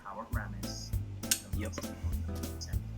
Without a doubt, she steals the show as the socially awkward and brilliantly scientific-minded grandchild of the late Dr. Egon Spengler.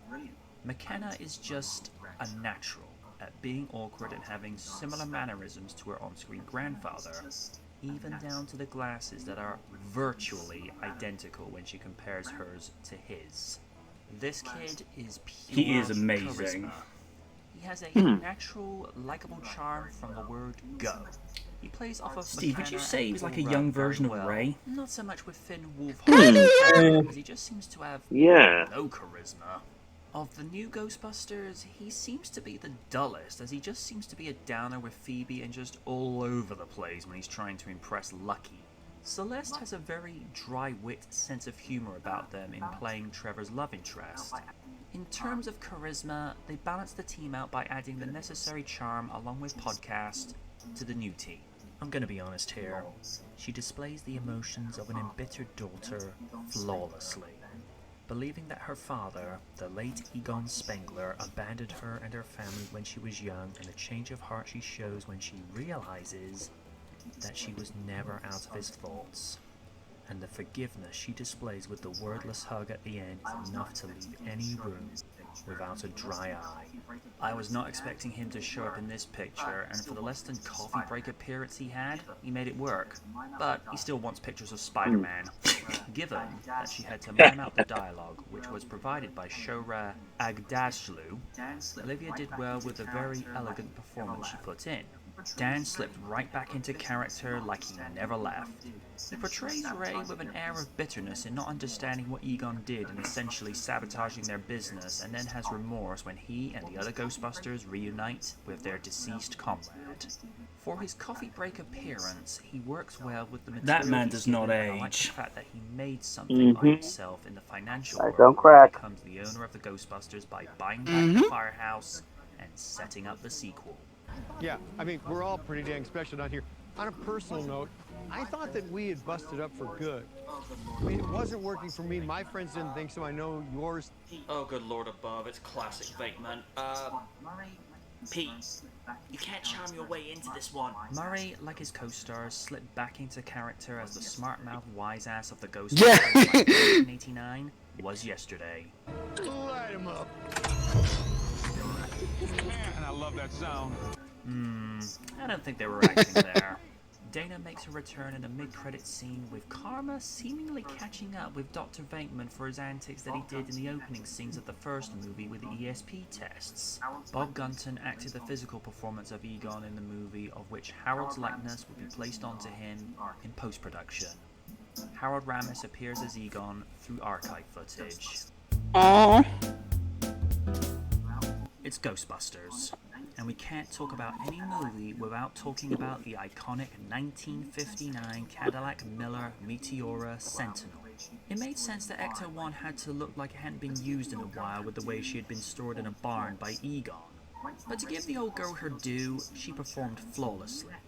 Right from racing across fields to chasing Muncher and to reenacting her first exit from the firehouse with the iconic siren wailing was as good as before. I liked that Egon had made some modifications in his time out in Somerville, in not only adding Didn't a they do gunner something in seat, the but also animated a series remote like that, control Steve? trap on the chassis of its fast-paced remote-controlled Maybe. car. A very I know they had satisfying an moment was seeing her trap return to the set firehouse and he left the within credits Ecto knowing 1 she'd come. in a couple of episodes. If you wonder why the visual effects look similar to the first movie, it's because they are. They've been scanned in and then upgrading the resolution to where they look brand new. The Terror Dogs are practical Wow, effects when scanned stationary, in, that's otherwise insane. moving models or CG. The biggest challenge was incorporating Sometimes Harold original Ramis works. into the movie when the actor had passed away in 2014. What the VFX department did was scan in the negatives of the original movie and then made a CG Harold and have the first movie with a digital Egon to where you would not be able to tell the difference. Although, from these comparison shots you can tell it's CG. But when Harold's likeness has been inserted into the movie and to where he's a translucent figure, it actually helps the finished look as you can have the suspension of disbelief. Dude, that looks It's something amazing. akin to that Yeah. Obi-Wan Yeah. Force Ghost from Star Wars. The proton streams look as good as before, as to where they, like with the other visual effects, they've been taken from the original to where they've been upgraded. The colour of the streams reminds me of the orange light used in Tron Legacy. Considering that this movie was done on a budget of $75 million, Jason Reitman spent his budget accordingly, and I think he did it well. Yeah. Rob Simonson studied Elmer Bernstein's Ghostbusters score extensively and even enlisted Bernstein's son, Peter, who guided the orchestration of Simonson's score and the use of material from Ghostbusters as a score consultant. That's why I feel this movie has the feel of the first movie, as the score is almost using, note for note, the same score. You know, normally I would chastise a picture for doing this, but this actually helped the movie's tone and overall finished product. It had the right balance for humor, horror and triumph. It felt like it was a way for the audience to not only say goodbye to Egon, but Harold as well. Yep, there was not a dry eye in the audience, and this movie could not end any other way.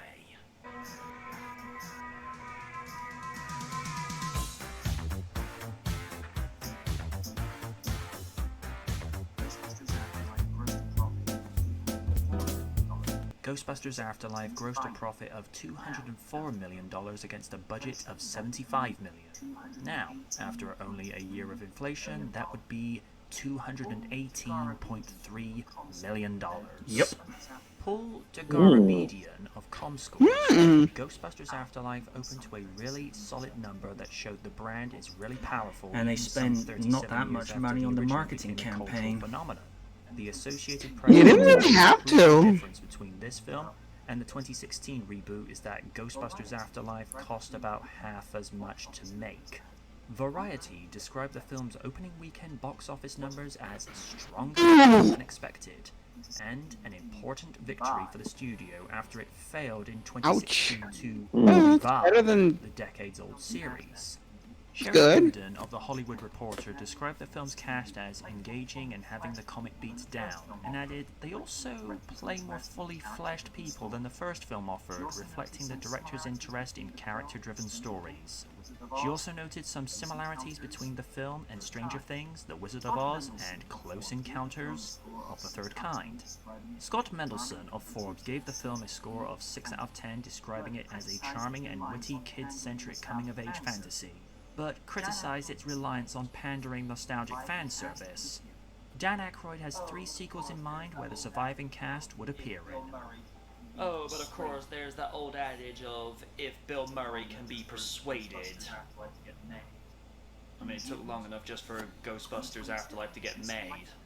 In June 2022, Jason Reitman announced a sequel will take place in New York with the Spengler family becoming residents of the firehouse, and is scheduled for release on December 20, 2023. The movie has been enjoyed since 2021 on DVD, Blu-ray, and 4K. I'm MJ Knight, and we experienced Ghostbusters Afterlife.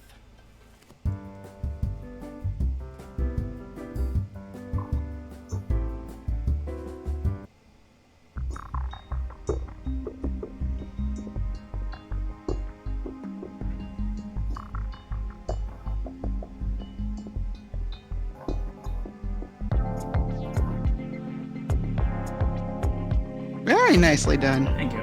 Yep. Yeah, I like the credit. Mm-hmm.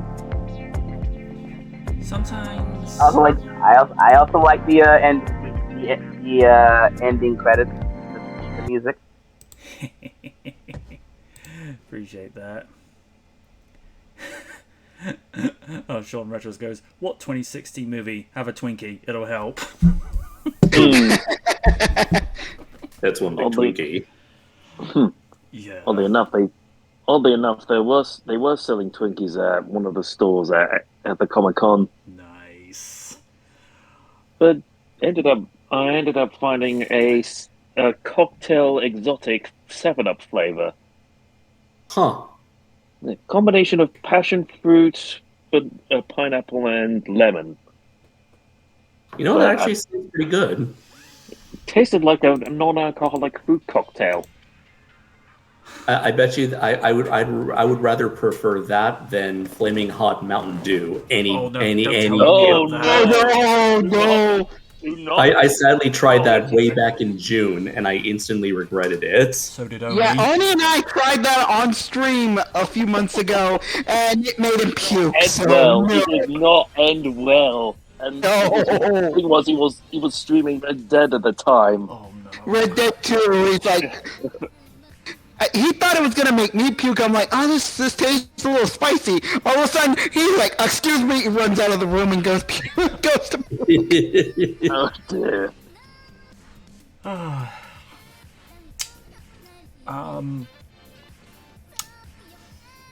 As ever, we'll start with Madam President. Did you see Afterlife when it came out a year ago? I've only seen, again, oh, sorry, go ahead. Sorry, I didn't mean to interrupt the questioning. And if you had, what are your thoughts on it and thoughts on the review? Sadly, I don't think I've gotten to see much of it yet. Again, I've never gotten the opportunity, and just, I wish I had, but it's around the time where the crisis was going on, and I couldn't go to a movie theater. Because again, the last time, recently, post-crisis, the last film I saw in theaters was Godzilla vs. Kong, and that was with Oni, and that's it. Mm-hmm. So I couldn't really see it, but from the bits I've seen, it's actually a good movie, and it's again, I spoiled myself, and it's I watched the ending, and I got a little choked up. I'm sorry, I did. It's a decent film, and once I get to see the whole thing, I'll be okay with it. All right. Thoughts on the review? It came out good. It's I get what you mean by the joke you were trying to make. It's well, you could have done the thousands of tears later instead. That would have been funnier. I didn't want to over-exaggerate it too much. I thought, play it simple, because that tends to be a little bit more subtle, because sometimes more is less. Yeah. Steve, as someone that was just as eager to see this last year, same questions to you. Well, ironically, it was one of the first films I saw when I ended up working in a cinema. Ironically, we did a staff showing before the general public saw it. Sorry if I'm stumbling, but I recall watching it. I ended up tearing up, and even the manager who was there at the time, I saw a few tears all around. Basically, it was just the ending was just so heartwarming, and I think they did Harold justice. Yeah, because I don't think it was done in necessarily the same way that Paul Walker got his send-off in Fast 7, but the context in terms of the loving and respectful send-off that he got given, because, as we've said, there have been so many attempts to have the third definitive movie, to where, like I say, they tried doing it for 99, they tried doing it for 2012, and Aykroyd must have submitted more scripts than he would care to mention, but it was a case of two things. Sony wasn't interested, and Bill Murray wasn't giving an inch because he doesn't like to do sequels. And, that's fine, that's his prerogative, but you also need to pay the bills. Just saying. As for the review, very well done. Like the humor that you put into there. Originally, when it got to covering my thoughts on Murray's acting, originally I had it edited in where it's like, Pete, you can't charm your way into this one. Thorazine won't work on her. I thought, leave that bit out. We talked about that with the first movie. Let's not revisit that again. Yeah. Because originally Liz's sign would have been, that was questionable enough the first time round. All these years later, when I realized that's what he was doing the first movie, I was like, wow, I can't look at Vateman the same way ever again. It's like, no. Nope.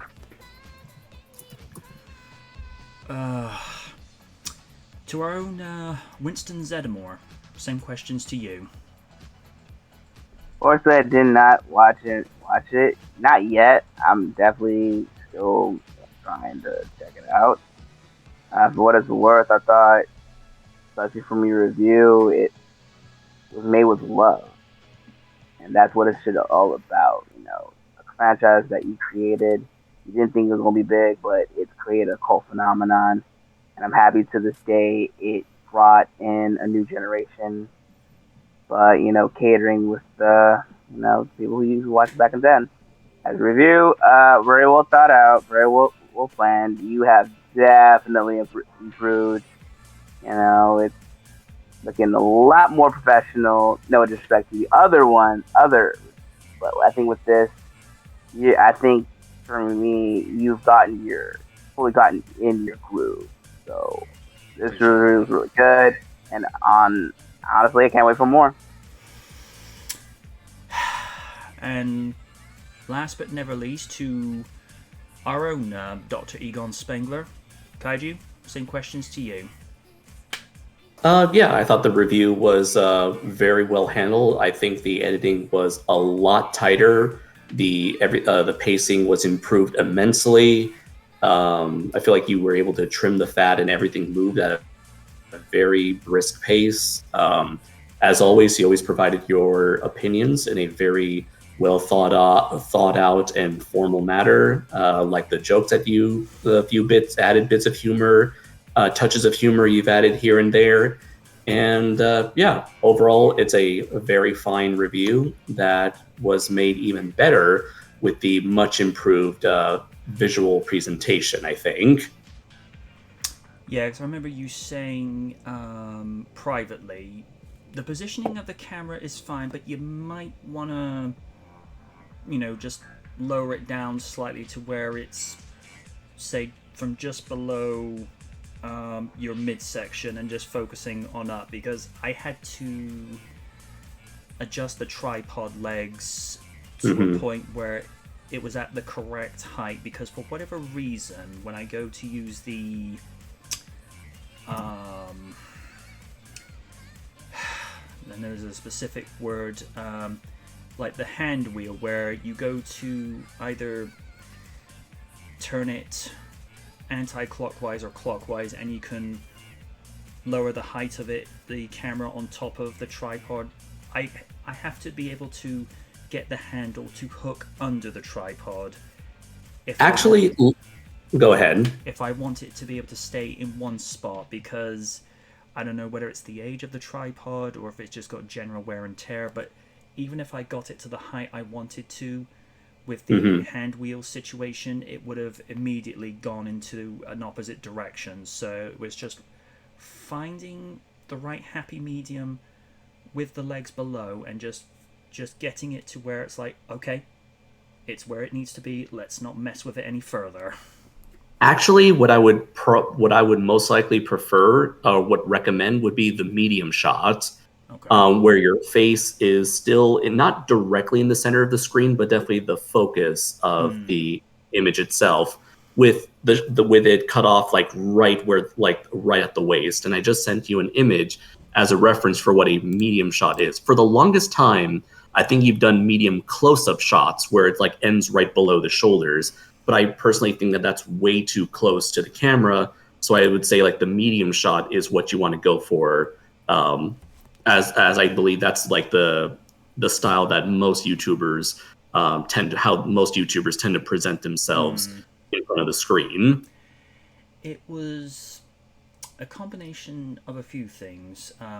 What you got to remember, where I'd filmed previously when I was over at my previous address a year ago, there was probably only X amount of space between me and the camera, because the third bedroom in our house was literally a box room. There was nothing you could do with it, whereas because I have to work with audio limitations to where I can only do voiceovers during the early to midpoint afternoon, because like I said, the walls of the apartment block are not soundproof as they would have you believe. So it was changing the voiceovers and shooting schedule to be in the afternoon, because everyone's either out at work or out for the afternoon. So everyone gets what they want. I get to get my work done, and I'm not unintentionally subjecting them to unwanted noise and what have you. And it's trying to also find that balance of having an indoor voice, but at the same time projecting it so it's loud enough, so it's more than audible. And there are a couple of times where I've had to lower the gain on the microphone because I've noticed whenever I go into editing on Vegas, the camera's volume is way too loud. So I've actually had to lower the volume in editing, and in turn reduces the white noise as well, which is ironic because I bought the shotgun microphone not to go on top of the camera to get rid of the white noise. I'm like, okay, clearly some things haven't changed too much, but that's neither here nor there. But it's like anything, you know, as a YouTuber, you never stop learning. You're always picking up little bits along the way just to improve your craft, because anyone who ever says, oh, I know all there is to know, no you don't. Because I think it was either Confucius or Shakespeare who once said, true wisdom is knowing that you know nothing. And in the context of that, there is always something new to learn, because no one knows everything. Because that's just impossible. So I will take that addition on board. It's like anything, like I say, I'm always picking up little bits along the way, and you know, I found a way to bring the credits back in, but just have it whereby it's there, the information's there, it's gone within 10 to 11 seconds, everyone goes away happy. Mm-hmm. So, the only thing I will say, and this is not, you know, a secret or a spoiler, because people know what's coming for the end of season, because it will be the 2nd anniversary retrospective for Sonic the Hedgehog. I will do a customized opening for that, but I'm going to try to emulate the opening to the original game. And even then, that was no more than, I think, once you get past, you know, the Sega reveal, it's like 10 seconds and you're in. So I'm trying to find a way to sort of emulate that, because no one ever thought 10 to 15 years ago Sonic would ever get a live action movie, but technology caught up to the point where it's like, okay, we can do one now. Any reason I chose to do Ghostbusters Afterlife for that, because we'd already done Ghostbusters 2 last week. I don't know if you saw the review for that one.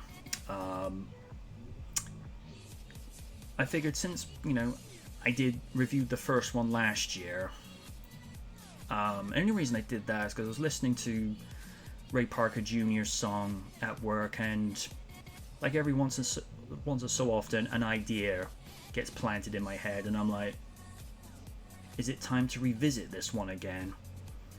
And it's like I say, with certain scenes, Afterlife got me choking up, because when I look back to Ecto 1 first pulling out, I remembered how I, you know, seeing that when I was like 8 or 9 when that first rolled out, or you know, to certain scenes that reminded me of like stuff from the animated series. It's like, damn frickin' onion ninjas creeping into my apartment again. What are you guys doing? Stop doing that. But no, it's like Raiden said, that movie was made with a lot of love, and I approached it with the exact same sentiment, because you know,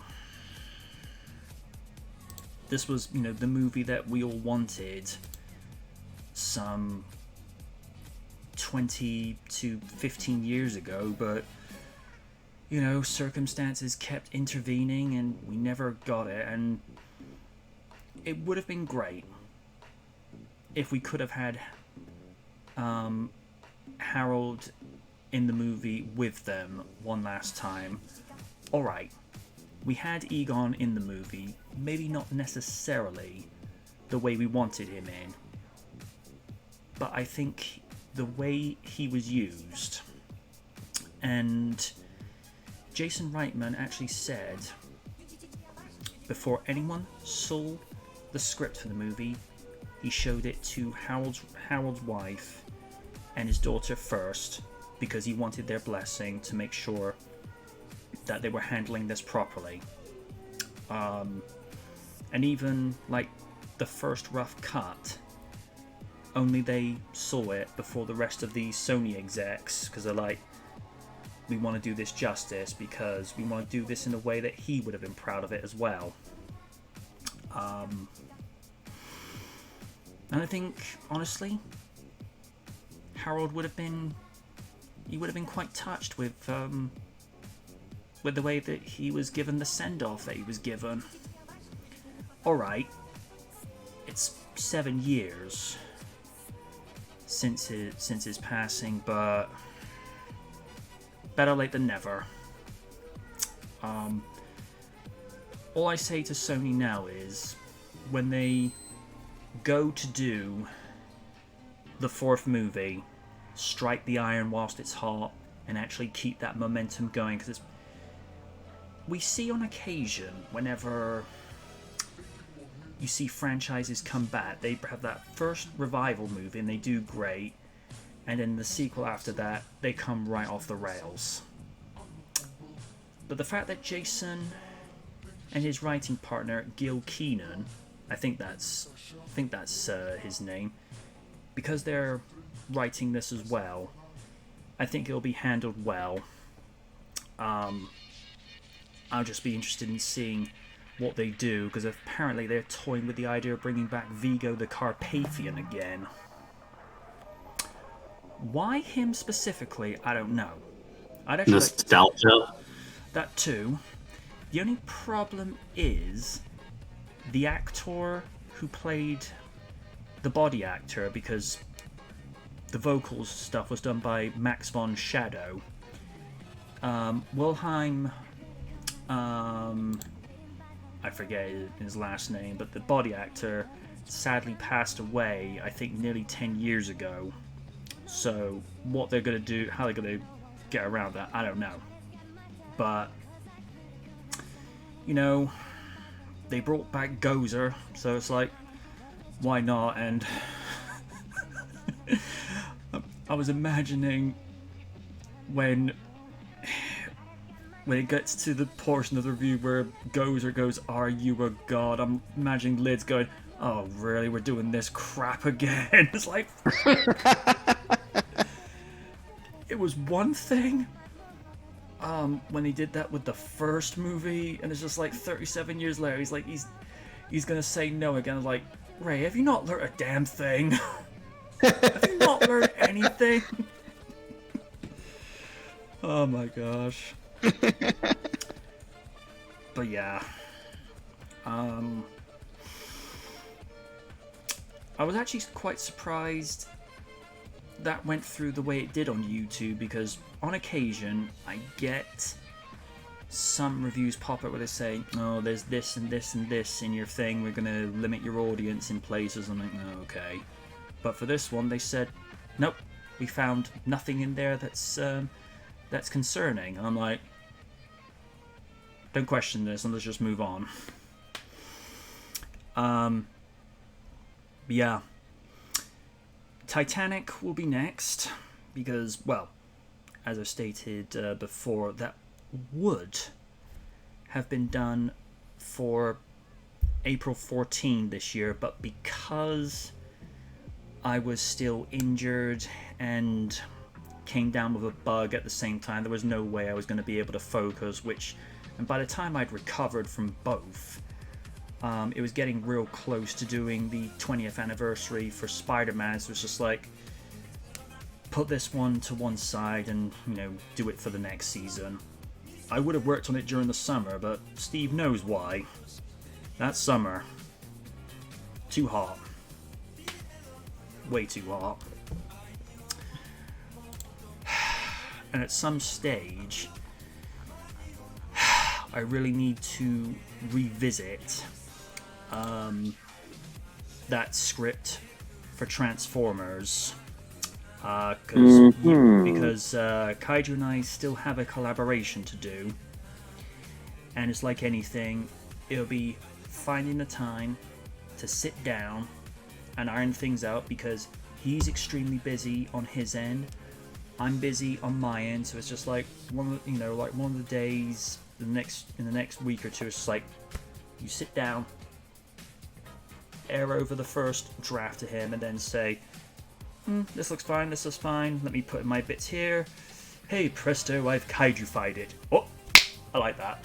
I like that." Now that's just prime. But yeah, I appreciate that. Y'all took to that, and that moment Egon got revealed when he materialized by Phoebe. Yeah, that got me. And there's Raiden like, "Oh, damn it, man, them tears." But I'm glad you all took to that well, because, like I say, that was made with a lot of love. How will you respond to this next one? Oh boy. Dare I even ask? Avatar: The Way of Water runtime is even longer than the original. Oh yeah, I remember hearing about this earlier today. 3 hours and 10 minutes. 3 Wait. hours and 10 minutes. Are you kidding me? Why are you so surprised? This is from the same director as Titanic, which was 3 hours and 14 minutes. Oh God, no! I'm having flashbacks. I get that you have to have some stories decompressed so that nothing is being rushed and everything can be absorbed with all the context, but for the love of cookie dough, Raiden's gonna kill me. Cameron, this is overkill. There ain't enough bucket-sized Pepsi Max and bathroom breaks that will be able to get through that marathon. And let's not forget, there are bound to be extended cuts on DVD and Blu-ray release. What then, 3 hours, 29 minutes and 58 seconds? I get you're trying to reward the audience's patience with the 13-year wait since the last movie. I get that. But you better have a great story of epic proportions to be able to justify that runtime. Oh, and Sigourney Weaver is back as Jake and Neytiri's 14-year young daughter in the story. No kidding. What? Yeah, Sigourney's playing a 14-year-old in the sequel. She comes back reincarnated as Jake's daughter.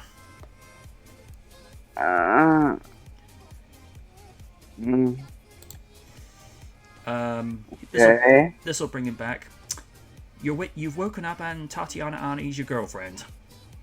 Hey. Madam President, your address on this. Regarding what? I'm confused here. The fact that it's 3 hours and 10 minutes. I have flashbacks of watching that film, and having flashbacks of having to hold it in because I had to go to the bathroom and I drank too much soda. So, apart from having those repressed memories, the film was okay. It was, again, it's not, I don't see why people think of it as like, oh, it's the greatest film of all time. Runtime says otherwise. Sorry. It's too long. The thing about 3-hour movies, you gotta make it feel like it's not 3 hours, if that makes any sense. Because Avengers Endgame was a 3-hour movie. It felt like it was a 2-hour film. Meanwhile, Titanic drags on and on and on. We're like, okay, we get it. Can we get to the part where the boat sinks? No? Okay. Sean's being a savage here. Avatar 5, runtime, 5 hours, coming 2055. Given how it's taken this long just to get to the sequel, yeah, sure, why not?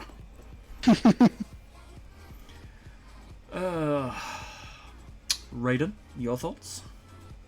Well, again, I saw the first movie theaters. Regretted it ever since. Fair I don't think I want to go back to the thing anymore. Fair enough. Stephen? Oh, just depends on what story James Cameron's got to tell this time around. I mean, I may be the one in the latter category, but I kind of like Avatar because kind of the world building, man. Yeah. To be honest, I'm looking forward to see how this one shows more of the world of Pandora. But being a runtime of 3 hours and 10 minutes, it just means that me and a few others who are going to be working on screens are going to have to do more screen checks than we usually would. Yeah, that's fair.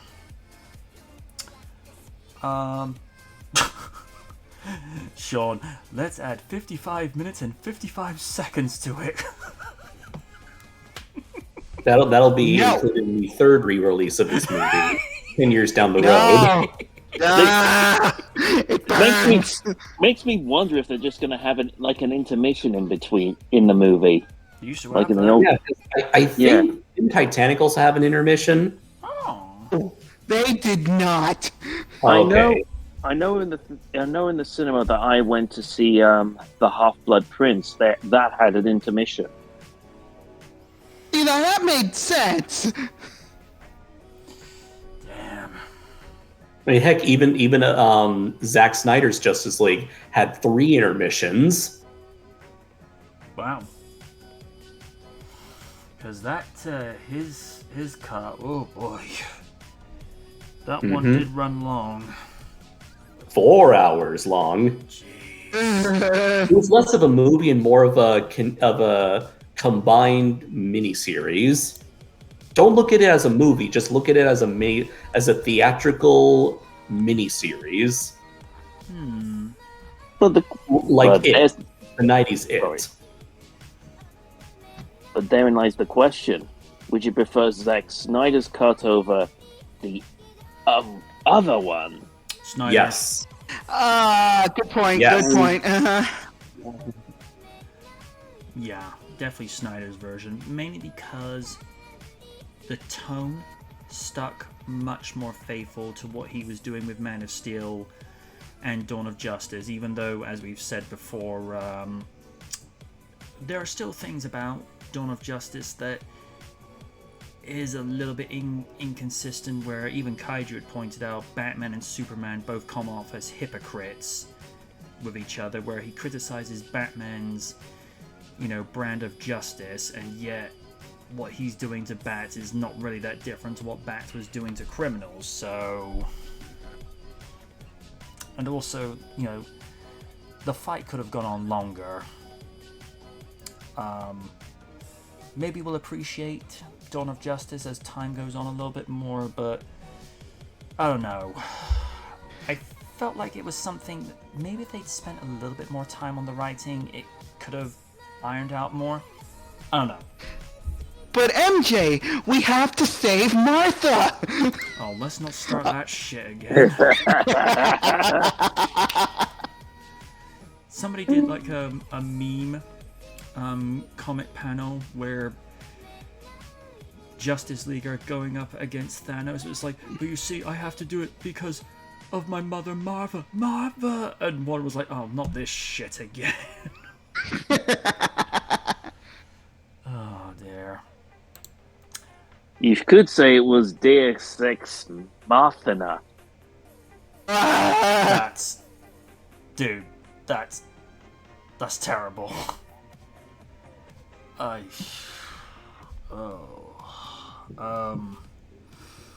Kaiju, did we get to you? Yes. Okay.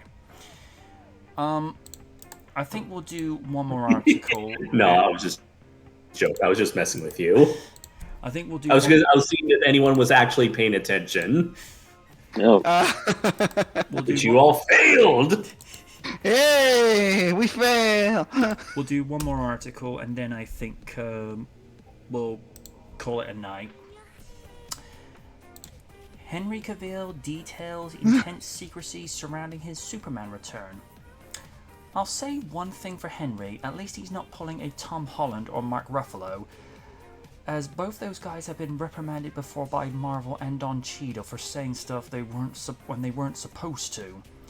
We know that Henry has been chomping at the bit to play the Man of Steel again, as you can see the passion in his eyes that he wants to be able to tell these fantastic stories as the last son of Krypton.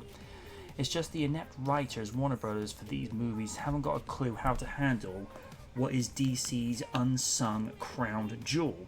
For so long, it's been Batman, but I think even The Dark Knight has been played to the point of exhaustion. Yes, Bats is a good moneymaker, provided he has the right people behind him. At the moment, he's fine with Matt Reeves and company. But Supes could be the next moneymaker for DC, like Christopher Reeve was in the late 70s, if they just made the right material.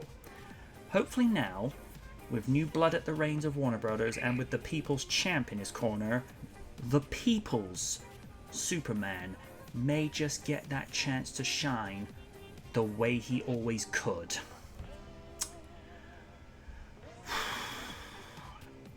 Madam President, what do you make of the fact that he probably had to be so quiet about this for so long, knowing that he was dying to tell people that he was back?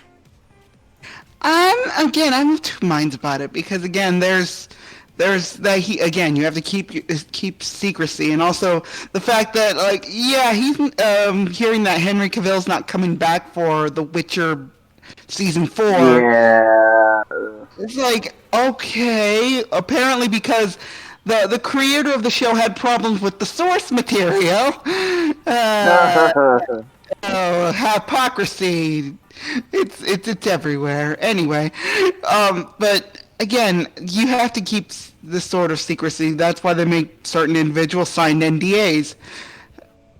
Why some people haven't gotten reprimanded for breaking certain NDAs?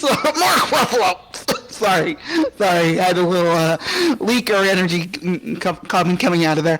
Anywho, but yeah, again, it's kind of stuff that has to remain secret. Otherwise, it's just gonna spoil the surprise, and you can either face a lawsuit or just ruin the surprise for everybody else. So. Again, it's like, I'm not mad about it. Like, good on him. Yeah, okay. That's all I can say. Alright. Same question to our own Steel. Cyber Raiden. Listen, I think I mentioned this before. As long as they have everything, complete with story, who is going to direct and everything, listen, I hope things go well. Because I feel like he didn't get that much chance as Superman. I don't think he got that much chance as Superman.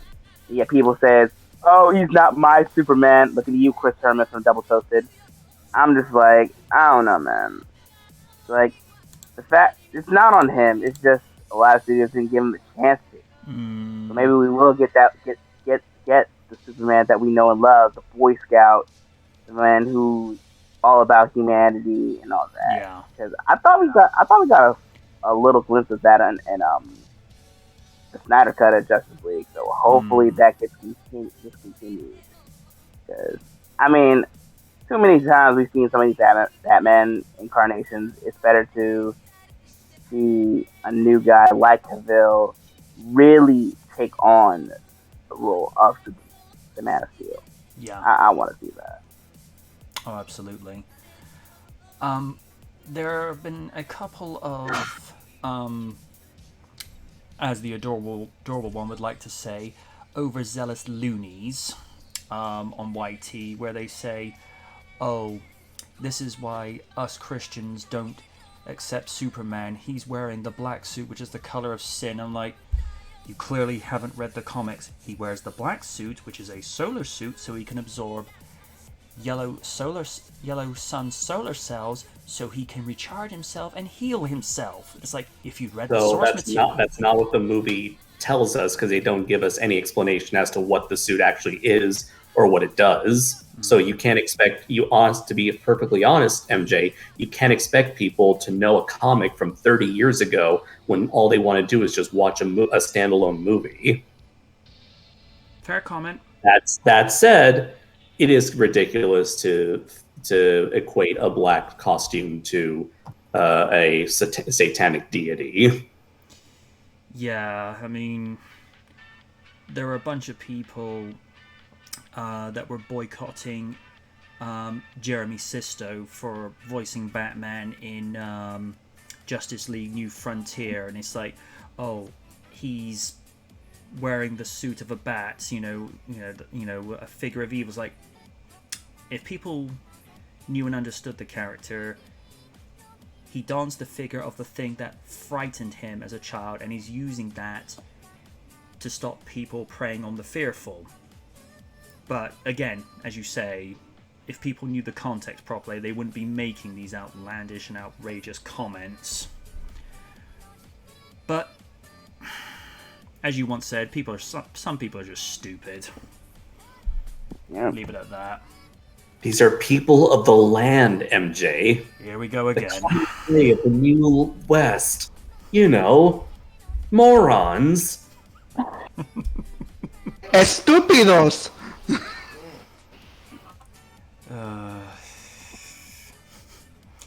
I could say something to that, but no, keeping my mouth shut. Only because one time when I was ill doing one recording of RDR, I said that this match is going to be like, this match for these guys is going to be like Oni to Tago. He's like, oh, fuck you, pal. I'm going to get you back for that. 10 years later, I'm still waiting. Yep. It's Oni.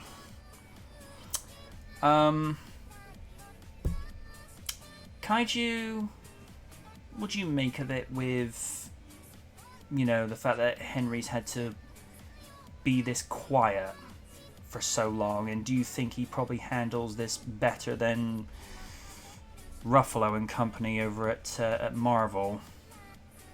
I would say definitely, and although I would say that more than likely he had an easier job of staying quiet than a lot of people over at the MCU, because with these people, everyone knows that they're already involved in these movies, and so every time they are out there promoting the latest Marvel movie, they're constantly having to do press tours, being interviewed, asked the same questions, and a lot of them get very excited. So of course they're bound to slip up. Like 1 out of 100,000 interviews that take place each year. Whereas with Henry Cavill, a couple of years ago, everyone was like, oh, he and Ben Affleck are out of the picture for good. So at this point, prior to Black Adam's release, no one would have thought that Henry Cavill would be coming back as Superman. Thus, less people would be interviewing him about DC movies and asking him questions about DC movies. If anything, the only thing people would be interviewing him for would be The Witcher.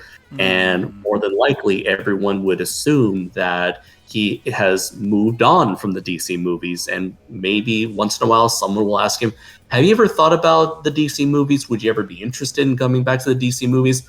All that would require would be a simple, I don't know, maybe, who knows, never say never. And I'm sure that would be like a much easier time to say something like that before shifting gears back to being interviewed about whatever the latest project he's working on at the moment that's not DC.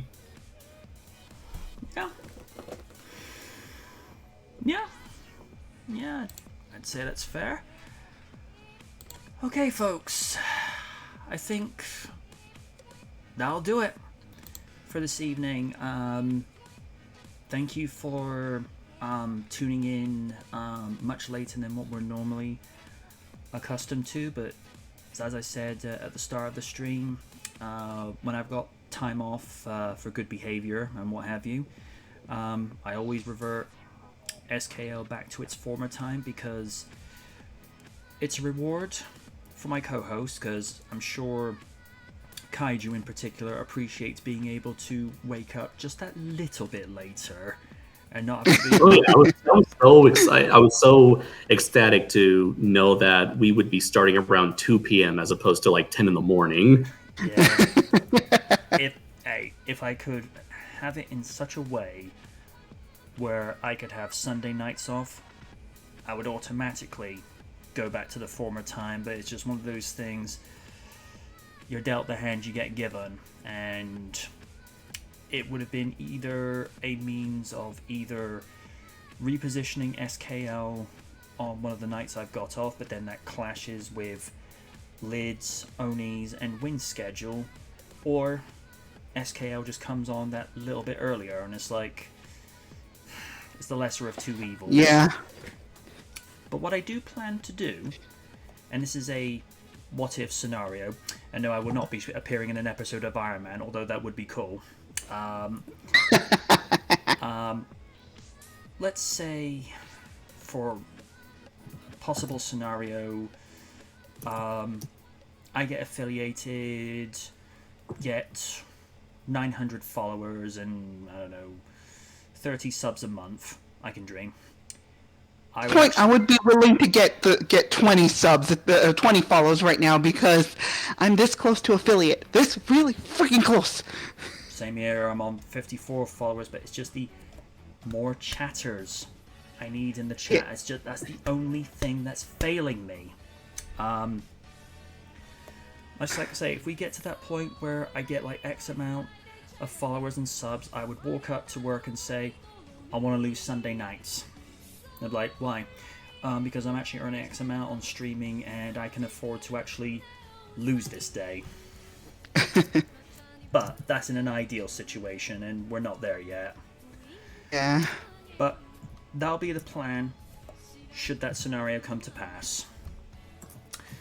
And of course, speaking of followers and subs, we're about to go raid Nuclear Shark, who is streaming, and I think she's going to be surprised as hell to see me raiding on a night that she knows that I normally work. So folks, if you go over to Shark, say hi from the DKE family. She's got a great personality. She's basically a less shy and snarkier and more potty mouth version of Win, if that's even at all possible. But she's just gotten partnered with Rogue Energy. If you order and use the code Nuclear Shark, you get 20% off. Seriously, she's gotten over 2,000 followers. She's worked for every single one of those followers. She is worth it. So we're gonna go raid. The Shark. 2 viewers are ready. Vince For Legend will already know her because, well, you know, he's one of her followers as well.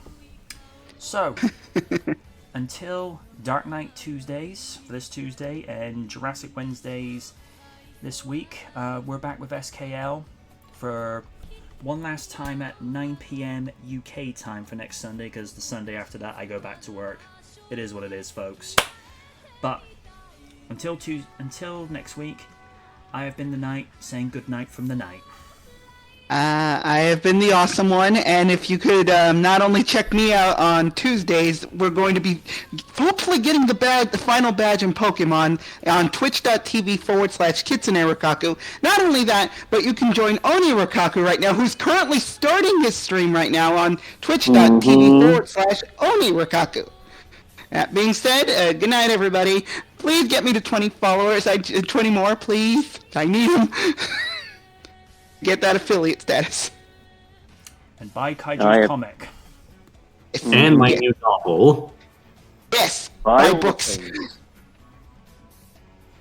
And buy Raiden's t-shirt. Yes, please. Okay. We're just about 5 seconds out. We'll see you then. Take care, everybody. Ciao. Okay.